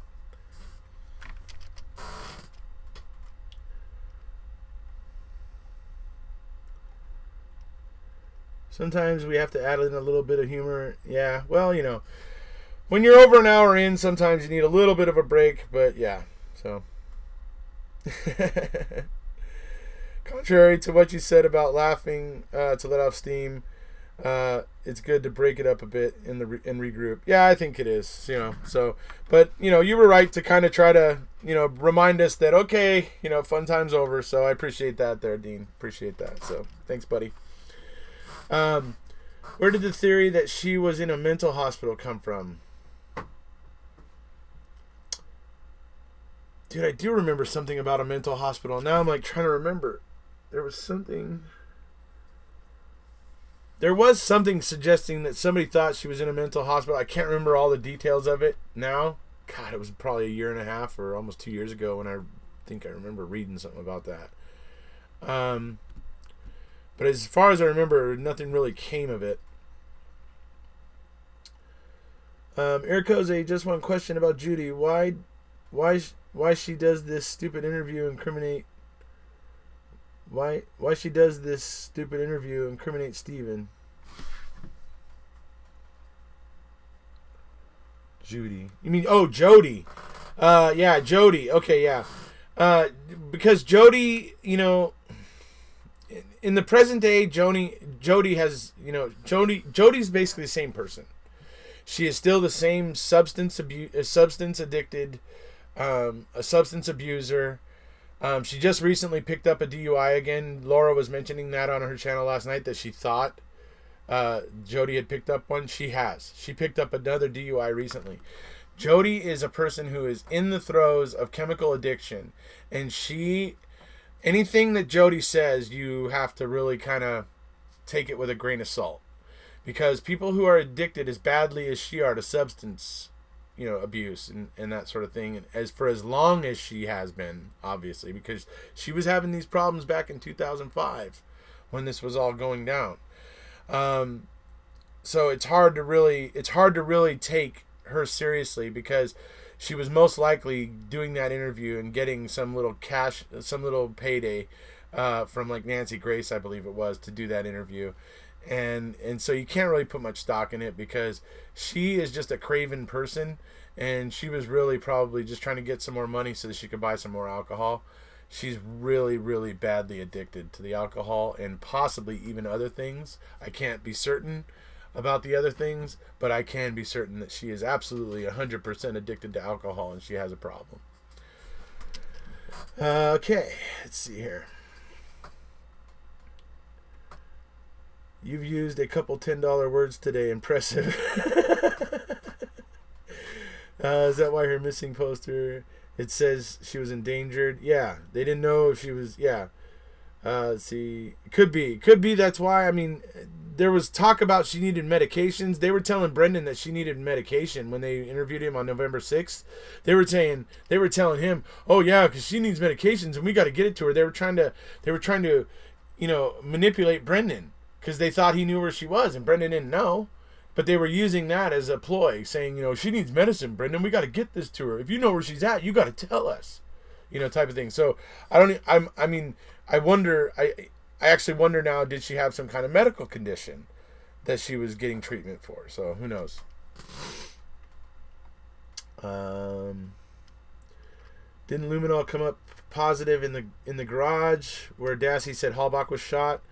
Luminol came up, yeah, because Steven uses various cleaning agents in the garage to clean up pools of like transmission oil, and various things he would spill, and the agents that he would use would react with luminol.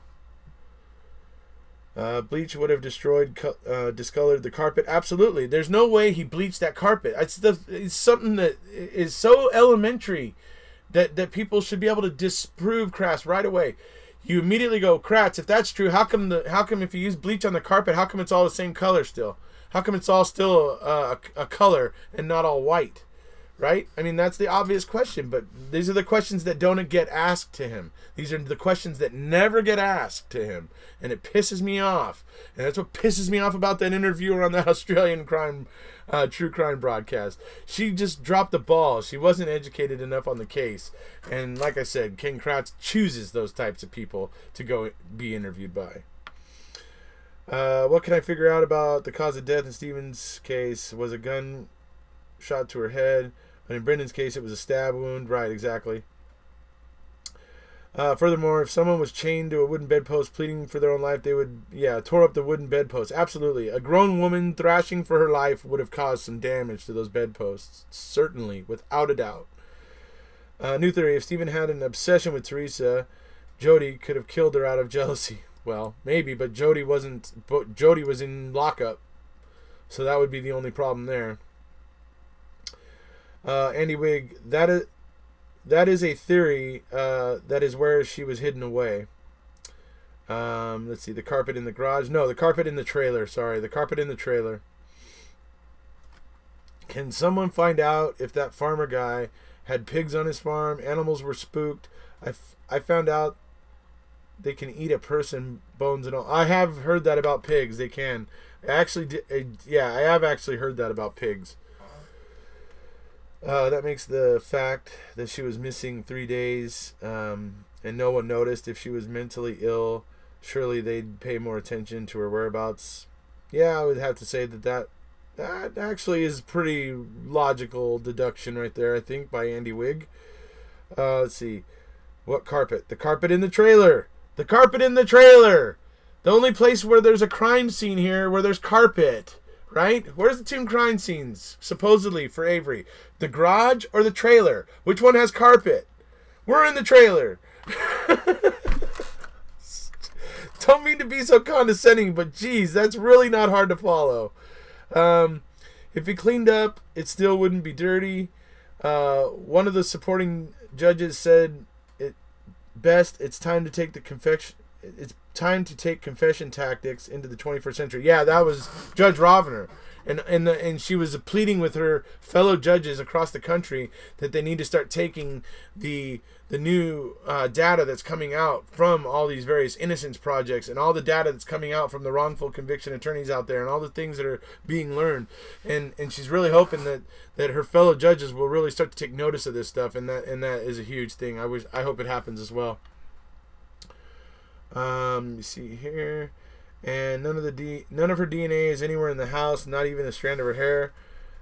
We were looking for the DNA, but not fingerprints, right? That's what Kratz said. Oh, I didn't know that. Sorry. Still wouldn't be dirty. Bleach on his jeans. Yeah, right. Okay. So, if you remember, that bad man Stephen was trying to help her get off the drink. Right, exactly. Because Stephen wasn't much of a drinker himself. So, FL Bullet needs to be harped on. Why wood on it? Absolutely. And what else is on it? Trivia question for you. I'd hear somewhere they let Jody leave the jail to go to AA meetings. Yeah, they did allow her to go out for certain little things. They did. But mostly she was in lockup. Why Hallbach's DNA on the bullet fragment? You haven't heard about that? It's being theorized that it came from her chapstick. If she had her throat slit, or from any number of the things that Sherry Culhane still had of Teresa's on her workstation 5 months later in March. Or it could have also come from any of those. Panties, vibrator, all that stuff. Could have come from any of those, really. No one noticing Teresa missing for 3 days. Yeah, absolutely. If she had a throat slit, absolutely. There's just there's no evidence of any of these things, and that's what makes them fishy. Chapstick has very particular chemical constituents. Okay, maybe. The point is that's something right now that the wax is tipping people off as to possibly somehow as a possible way of Teresa's DNA getting there. But we'll see how it got there eventually. Yet pisses us all off that the district attorneys and detectives can ask all their questions and get answers, yet we can't get answers from them, and then they deflect. Absolutely. Peace and love, everybody. Why didn't the defense jump all over the state for not testing the mattress? I don't know. I agree that it should have been tested. Falcon, they planted her DNA in the bullet. There was no DNA from the gun on the blowback. Absolutely. Because KZ's expert found wax on the bullet fragment. Exactly. That's why they're theorizing chapstick. David, chapstick is a theory. David's right. It is a theory at this point, but some act like it has been proven. So fair enough. David may be having a fair point there. The chapstick is a theory at this point. It seems like possibly a good theory, but it is just a theory. And this is why I have been preaching here on this channel. This is why an evidentiary hearing is needed at this point. The people who think that Stephen is guilty don't want it. Ask yourself why that is. Ask yourself why, if they're so sure that he's guilty, why they are so afraid of an evidentiary hearing. Think about that. So, why is it so common for people who, let's see, the theory was chapstick, okay, whatever. Why is it so common for people who believe Stephen is guilty do not have the facts from the case? Falcon, her DNA is on the bullet, but no bone. It isn't what killed her. Yeah, exactly. Friday night, someone in the chat was telling you that they had done groundbreaking evidence and had to share with you. Yes, and he hasn't. That was J Champ, and he hasn't gotten to me yet. I think his lawyer still is looking at whatever he sent him. Get your tie on, Scruffy. You don't like my shirt, dude? This is a very nice shirt. The ladies Paul, the ladies have been saying today how very sexy I am, right? Okay, come on. The shirt can't look that bad, buddy. Come on.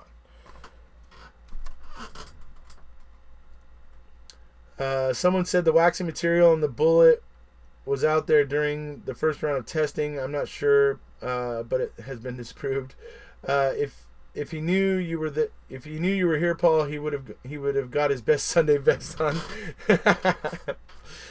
Let's see. Jay lawyered up. Yeah. If Stephen was guilty, there would be no way he would be so happy for all this testing, etc., to be done. Exactly. And he is very, very happy to let it all go. Every single thing that comes along, he's happy to go along with.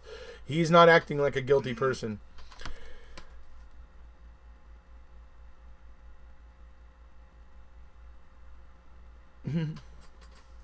Let's see, did Zellner, let's see, yep, he is handsome, Paul Capaldi. Oh, thank you, Shona.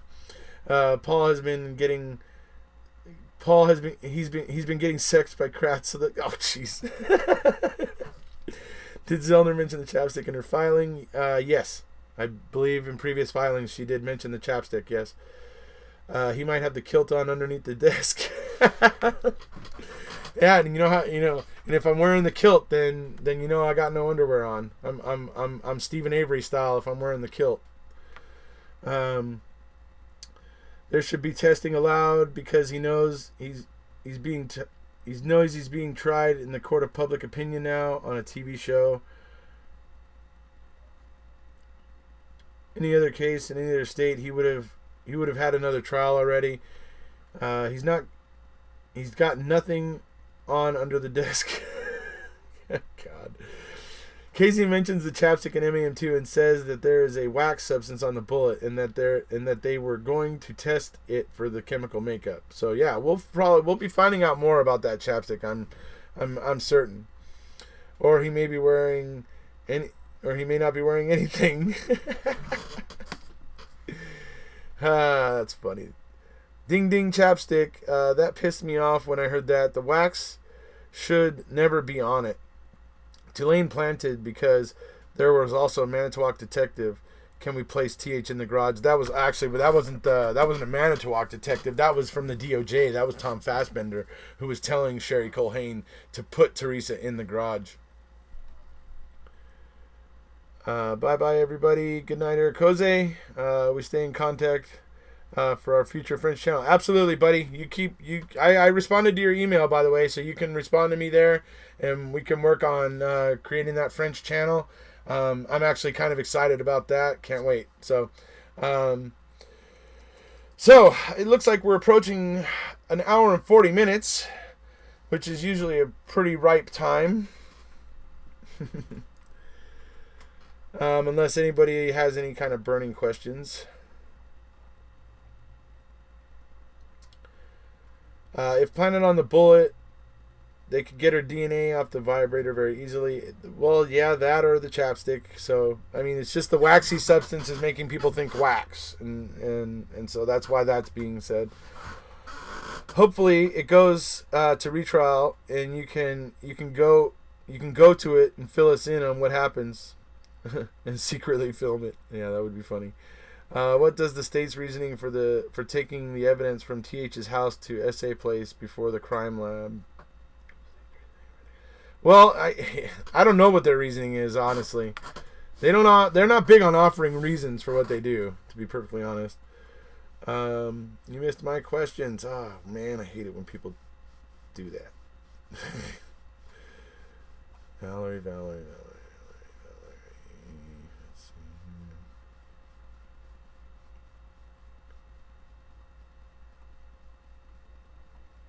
Well, what would be more helpful, Valerie, if you just re-ask them? Because,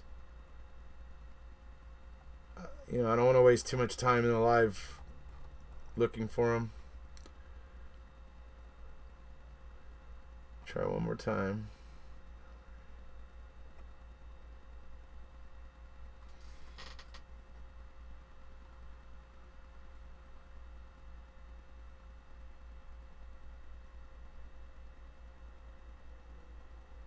Yeah, Valerie, can you just retype your question?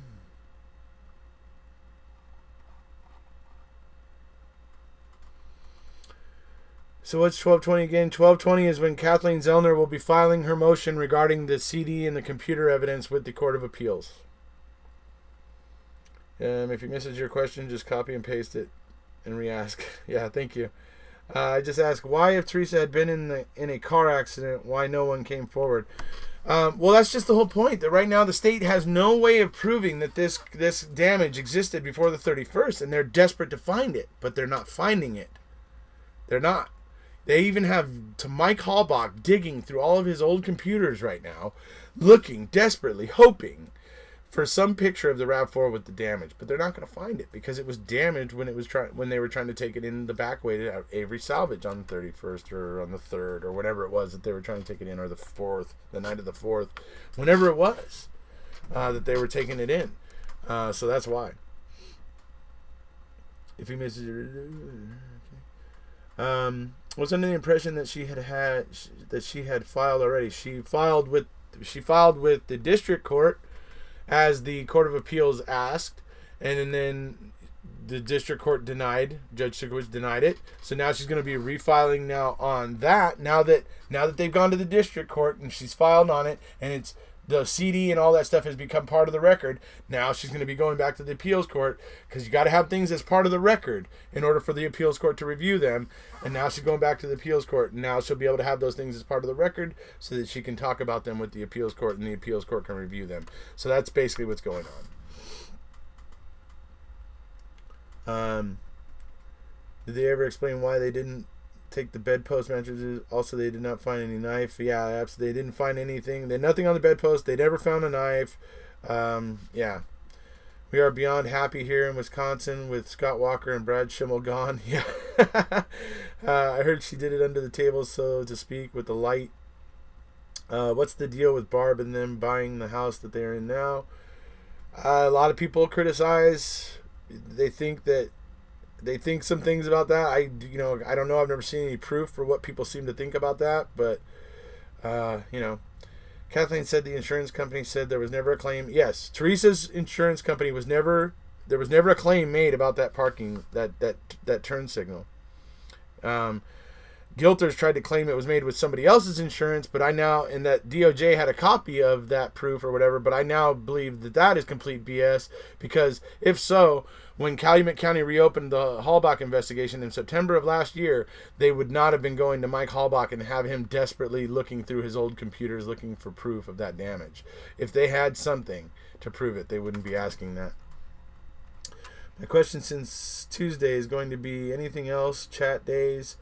Can we suggest topics in advance so people can read up and prepare? Yeah, Ziggy, that's a possibility, sure. I'm looking at how I'm going to structure this moving forward. You know, obviously it's not me going every single day is not going to be a forever thing. So eventually I'm going to drop it to where it's going to be maybe 3 days a week, potentially. Maybe 4, to where I go two during the week and 2 on the weekends. And where I will be, and I try to do it now, by the way. I do it now, but unfortunately right now I'm only able to give people generally anywhere between an hour and a half and 5 hours from when I decide to do a live. So, but I try to give people that, at least that little bit of lead time. I try to name the video so that people know what the video is about, so that people know what the subject matter is about. I try to upload premieres that help people prepare for the coming live. I'm really doing everything I can here. I'm doing a lot. I'm busting my butt trying to help get the material for people to be able to be prepared for these lives. To kind of illustrate what I mean by that is that earlier today I issued a premiere where we heard Ken Kratz being questioned about the sexting scandal.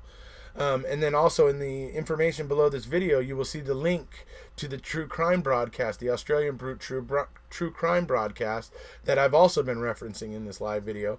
Sorry I wasn't able to get that true crime broadcast to you guys sooner so that you guys could review it first. But I was literally reviewing it after my premiere, and I was listening to it, and it literally ended just before I came on live here. So... but that is what I try to do. I am trying to give you guys that kind of stuff best I can, and prepare for it. And like I said, when it gets to the point where I'm only doing, say, 4 a week, there will be a lot more prep time, a lot more lead time, and there will be definitely more room for that, allowing you guys to kind of prep and research a bit before the live session. So I hope we're going to get to that point. I'm sorry, but right now it's just such a hot button topic. MAM2, everybody's watching MAM2, and this stuff is just on people's minds. So I can just literally go on here and just start sharing my knowledge with people, and I just know that I'm going to get close to 100 people, you know, in here watching live, and so. But I am also thinking about how I want to start structuring in the future, how I want to try to make my uploads more professional. There's just a lot of things being considered. So eventually I will need to back off from the everyday thing just so that I can get better at using my video softwares and get better at editing and get better at formatting things and making things look a little more professional. So kind of where I'm at. Anyways, now that I'm done rambling. Much ado about the Veely report, because you need to get a life. Once a week. Yeah. Look, you guys are seeing what's been happening the last 3 weeks since MAM2 came out. And yes, I've been on this for the last 3 weeks because MAM2 came out, because right now the iron's hot. And guess what I'm doing? Because the iron's hot. I'm picking up my hammer and I'm hitting that iron right now because it's hot. Right? Eventually, this will cool down a little bit, and all those things I was just talking about are going to happen. Oh, thank you so much, Dan Cokes. Oh, thank you so much, Ethel. Thank you, Sweezy. Have you told them about the wolf pack? I thought you were going to do that in the video, Paul. I was totally looking forward to seeing you do the whole "Ahoo" video. Come on, man. Hook us all up, buddy. Yeah, it's okay if you can't go live all the time. You need to take time for your family too. Yeah, absolutely. Right now, it's just like I said. Right now, the iron's hot. So I got my hammer and I'm pounding on that iron because right now that iron's hot. Plus, when it's a live chat, even with a set topic, people ask a question. Yeah, people are able to ask questions to can take it off topic and stuff. But I feel I'm pretty good at sticking to, or at least bringing it back around to my main subject. Like whenever the chat starts to get slow and there's not a lot of really cutting questions or anything in there, then I'll obviously go right back to my subject matter and talk about another aspect of it. So these are the things I do to try to keep it straight around here. Come on, y'all, please hit the like button. Yes, everybody hit like, please. Thank you. Feel free to share this. Share it on your Twitter. Share it on Facebook, wherever you want. Share it on, I don't know if you can share it on like Instagram and stuff. I don't use Instagram and stuff very much, but feel free to share it. You're doing a great job. Thank you, Bonnie. Erekose isn't going commando for nothing. God.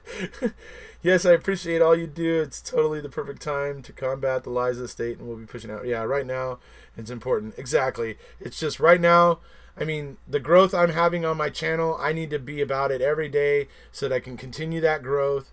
And moving into next year, I can hopefully have gone over 5,000 subscribers, and we can just know that we're reaching more people here, and that we as a whole, and you guys are part of this too. I mean, you guys are over here in this chat.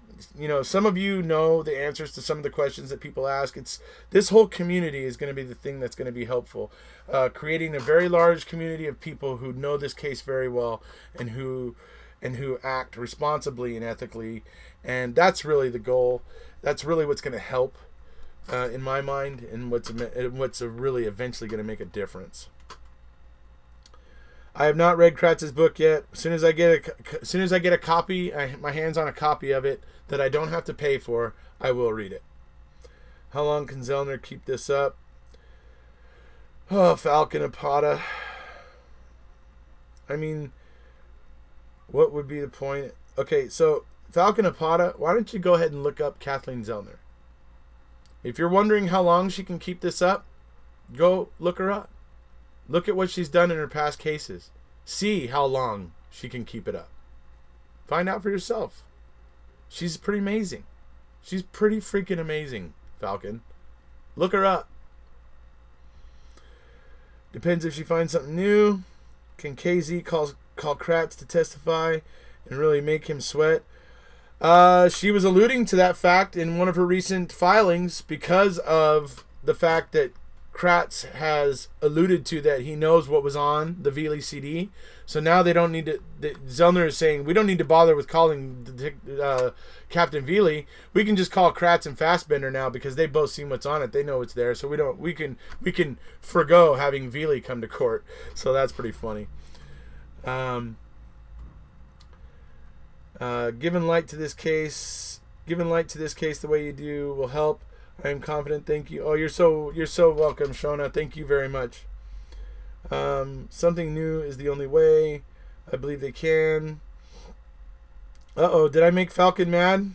Did I make Falcon mad, Marissa? Are they hurling expletives at me? She can and will keep up until SA walks out of prison. Exactly. She will not give up. You guys, you people who think that Steven's guilty, she's a bulldog. She's locked on. She's a pit bull. She is locked on. She's stuck on. You guys are screwed. She's going to eventually get you. Eventually Steven's going to walk. I'm sorry. It's going to happen. Because even if Steven's guilty, this investigation is such a ridiculous farce. And then you got the ringleader, the King Kratz, the ringleader of it all. So... question, what about the car that was being sold? Has Barb ever said she was selling it? There's some hubbub about Barb didn't want to, but all the boys wanted her to, and Steven just decided to kind of like ripping off a Band-Aid, said, no, look, we're just going to call it a trade, we're going to just sell it. And I guess because the boys were really wanting it to get sold too, because they didn't want to be driving it and stuff, I guess Barb just ended up kind of going along with that. But because I guess the thing was in pretty bad shape anyway, the boys just wanted it to go away because none of them wanted to have to be driving it and breaking down in it. I guess something along those lines. But yes, there was some hubbub about whether or not Barb wanted to sell it or not. But it was the thing to do, it seems, because there was more people in agreement with selling it than wanting to keep it. The evidence from the computer has been dismissed quite a lot, hasn't it? Can Zellner use it in a retrial? The evidence from the computer is far from dismissed. It's the main focus of what she's going to be filing on December 20th. It's far from over. It's not being forgotten. December 20th, you're going to be hearing in that filing, it's going to be dealing with the CD that was in Tom Fassbender's custody, and it's going to be dealing with the information that was on that computer that the prosecution was deliberately trying very hard to keep obscured and hidden, even though they were trying to appear that they were handing it over. Very, very smart man, Kratz is. He's very, very smart, very crafty, and Kathleen Zellner's got her work cut out for her. LOL. I'm just gonna go on and on about KZ. They were always selling cars, absolutely. Ken Kratz is no match for Kathleen Zellner. Exactly, Don. I'm not mad at all. So why is just going on and on about KZ. Okay, I see what you mean. Okay. Don't be sorry. SA is innocent. So her should be free. Don't be sorry. SA is innocent, so hers should be free. Okay. Hello, Chris Loves YouTube. Hey, dude, your quality of conversation makes up for your lack of shirt and tie. You're funny, Paul. If Steven's guilty, then he belongs in prison. But let's make sure he gets a trial and that's not suspicious. Absolutely. I think the car was an 85 Caravan. It was like a minivan. And a car that was trustworthy for them to be driving with its age. Yeah. There's no victim of domestic abuse here, Falcon. I'm not sure what that was in reference to.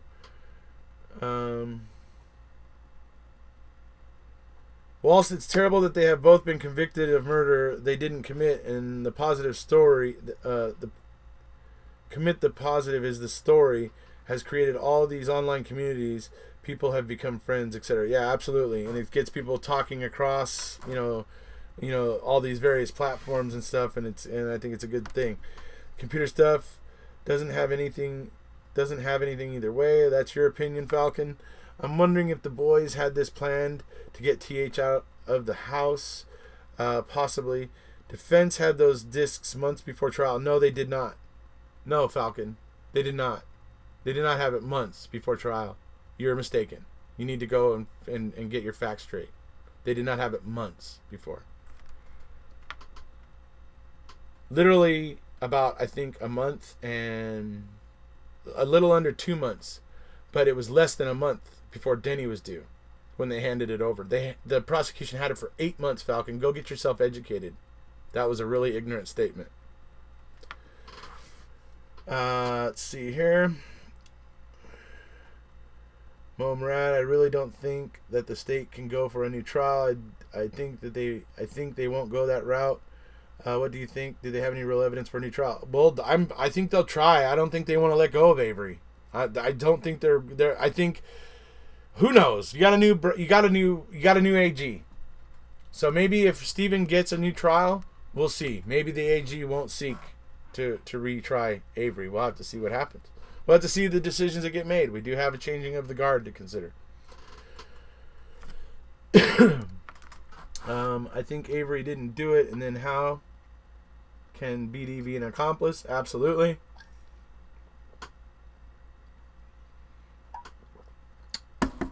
Don't make me put you in a timeout for harassing me, the host, Mr. Capaldi. Yeah, you gotta watch out there for my muscle, Paul. She's, Although Marissa, he does want you to join the wolf pack. That's why he was bringing up that's why he was bringing that up. Him and I do the whole Werewolves of London. Ow! So he wants you to submit your video because now you're the moderator here. He wants you to submit your video of you doing your Werewolves of London. Ow! Howl, so that you can be part of the wolf pack. The computer search revealed child pornography, etc., but it pointed to the wrong person, so they tried to hide it. And that's essentially, I think, what it comes down to. And they probably used it as a way of using it as leverage to get Bobby to say what they wanted him to say, or we will come after you for this, right? I think that's plausible, extremely plausible. Falcon got read some facts. Yeah, exactly. Michelle Blair, exactly who was Brendan's accomplice then? They were labeled as Brendan's computer, exactly, not as the Dassey computer. Maybe they'll pass a law saying lawyers have to pass the bar before practicing law. Well, it's only in Wisconsin that has that rule. If you graduate from those two schools, here, let me put it back up. So it's only in Wisconsin, right? If you graduate from those two schools, either University of Wisconsin Law or Marquette Law, you don't have to pass the bar exam. No other state in the union allows this. It's only Wisconsin. So, right?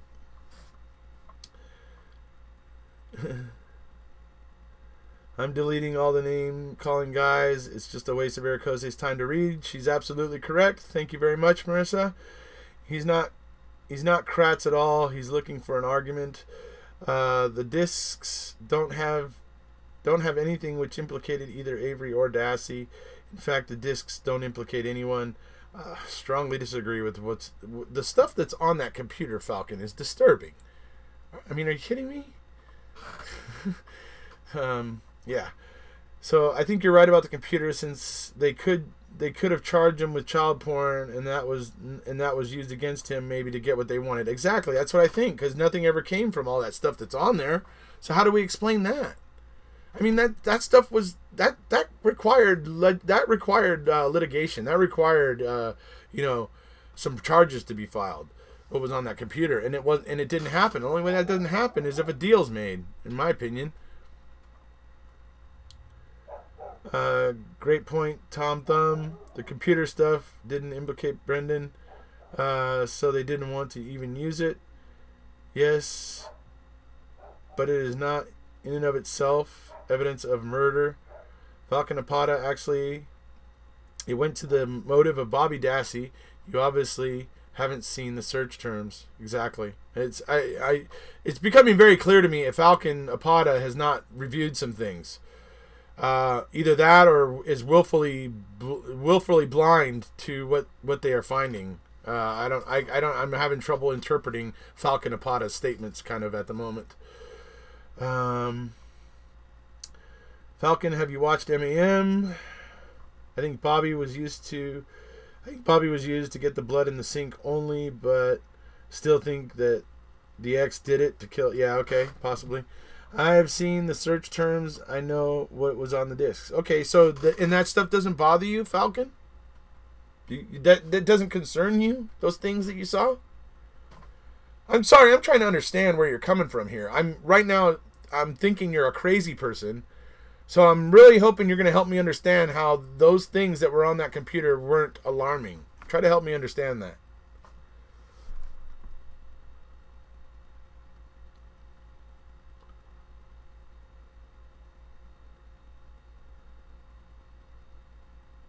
Yeah, please, no need for insults, folks. Just keep it friendly, Yeah, it was child porn type stuff. There was, violent crimes against women. Yeah, that's true. I mean, there was just some disturbing stuff there. So I just don't think it means what you think it means.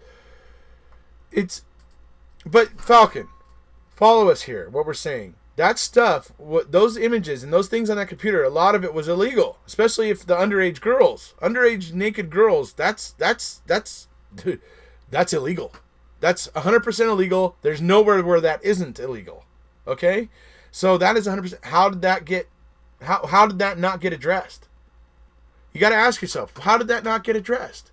How is it no charges or anything ever came from that? And you got to figure out, you got to kind of think, okay, well, most likely the way that would happen would be because the state might have decided to say, hey, look, if you just go our way on this, we won't press charges on that. That is plausible. That's all I'm saying. But you can't deny the stuff on that computer was disturbing, and that it's definitely something they could have used as leverage. I don't know what else to say about it beyond that, Falcon. But yeah, that stuff on that computer was disturbing. Whether or not it has to do with who killed Teresa, whatever. It has to do with showing that somebody had an interest in that kind of stuff. And I don't know. I feel it's significant. I certainly can't dismiss it the way that you have. You don't know what we think it means. Anyone else who would prosecute the searches? It does show a tendency toward a taste and an enjoyment for violence. Yeah, exactly. I'm sorry if you're taking to sheep. If you're not talking to sheeps here, that's KK's channel, not here. Thanks for the insight, Running Fox. I see that now, making more sense. He needs to visit Block Island. Falcon, we tried to reason with you the other day. Yeah. So several people with Falcon and Bobby Dassey, I notice he's all over denying BOD culpability. Well, that's fine. That's fine for Falcon if that's what Falcon wants to do. That's great. What do you think about the new governor and AG in Wisconsin? As I said, I hope it's a chance to shake things up. I hope it's a chance to get some new things to happen and some new ideas to get introduced there in Wisconsin. Barbara Scott could have done the computer stuff. Yeah, maybe, I guess, but not during the day because they were usually at work. Circumstantial evidence is speculation, Falcon. I'm back. Hi, Amber. But if you're... Good grief. Wow. What the hell?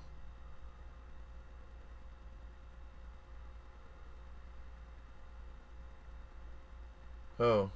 Okay. He's got to get educated. Yeah. Times for inappropriate searches matched when Bobby was home. Right. Exactly.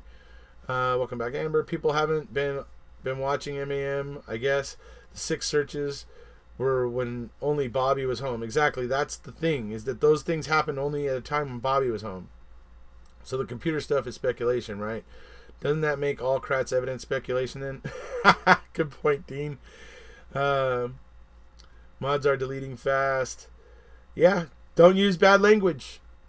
You be respectful. I mean, these are not new ideas to my channel, guys. These are not new ideas to my channel.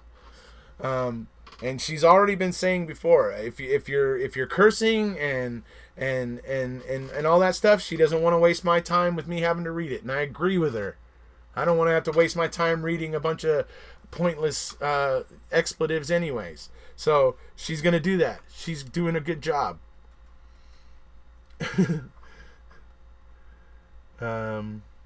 DNA evidence is not speculation. Sweat DNA.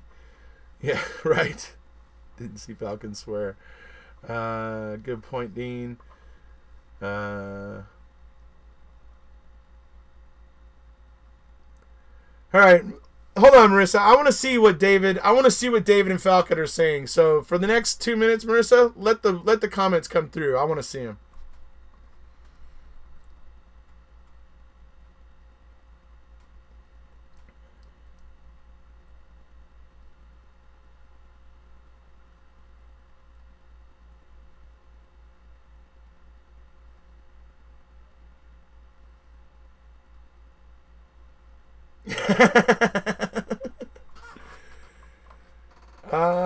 She deleted one. Chasing down a person with a gun is an implication towards violence. They're not going in the same argumentative circle. I'm getting annoyed. Okay, all right, fair enough. All right, I understand then. All right, well, actually, we're over 2 hours. It looks like with Falcon and David here, we might be descending a little bit to getting off the rails here. So this might be a good time to end it. It's been an absolute pleasure here, seeing all you guys again, getting to chat with you again, and talk about the case as usual. It's brilliant. So, I'm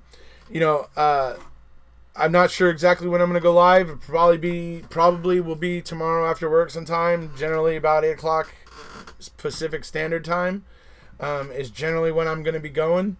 I have been always at least an hour in advance trying to give an hour of lead time. So I schedule it so that there's an hour's worth of time that people, and then I post it on like Facebook and on Twitter so that people can click on the link and set a reminder and see the countdown, and everybody can kind of be in there in the chat and ready to go when it starts.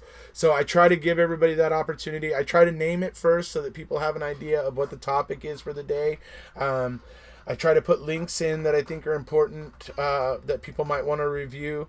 I will do all these things because I know, especially since I had somebody asking me today, I definitely will be doing all these things, and I have been trying to do all these things, but I will get a little bit better about getting you guys some more material to kind of review before the lives, so that you guys are able to review the same material and we can all be talking about the same thing, kind of on the same page.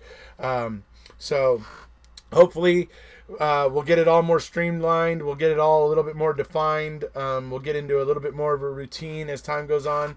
It's just hard for me to pin everything down because I just never know when I'm going to get home exactly from work on any given day. And sometimes I get home after 8. So you can imagine on those days it would be very difficult for me to do it live. So anyways, so that's what it is. It's kind of a play it by ear thing for now.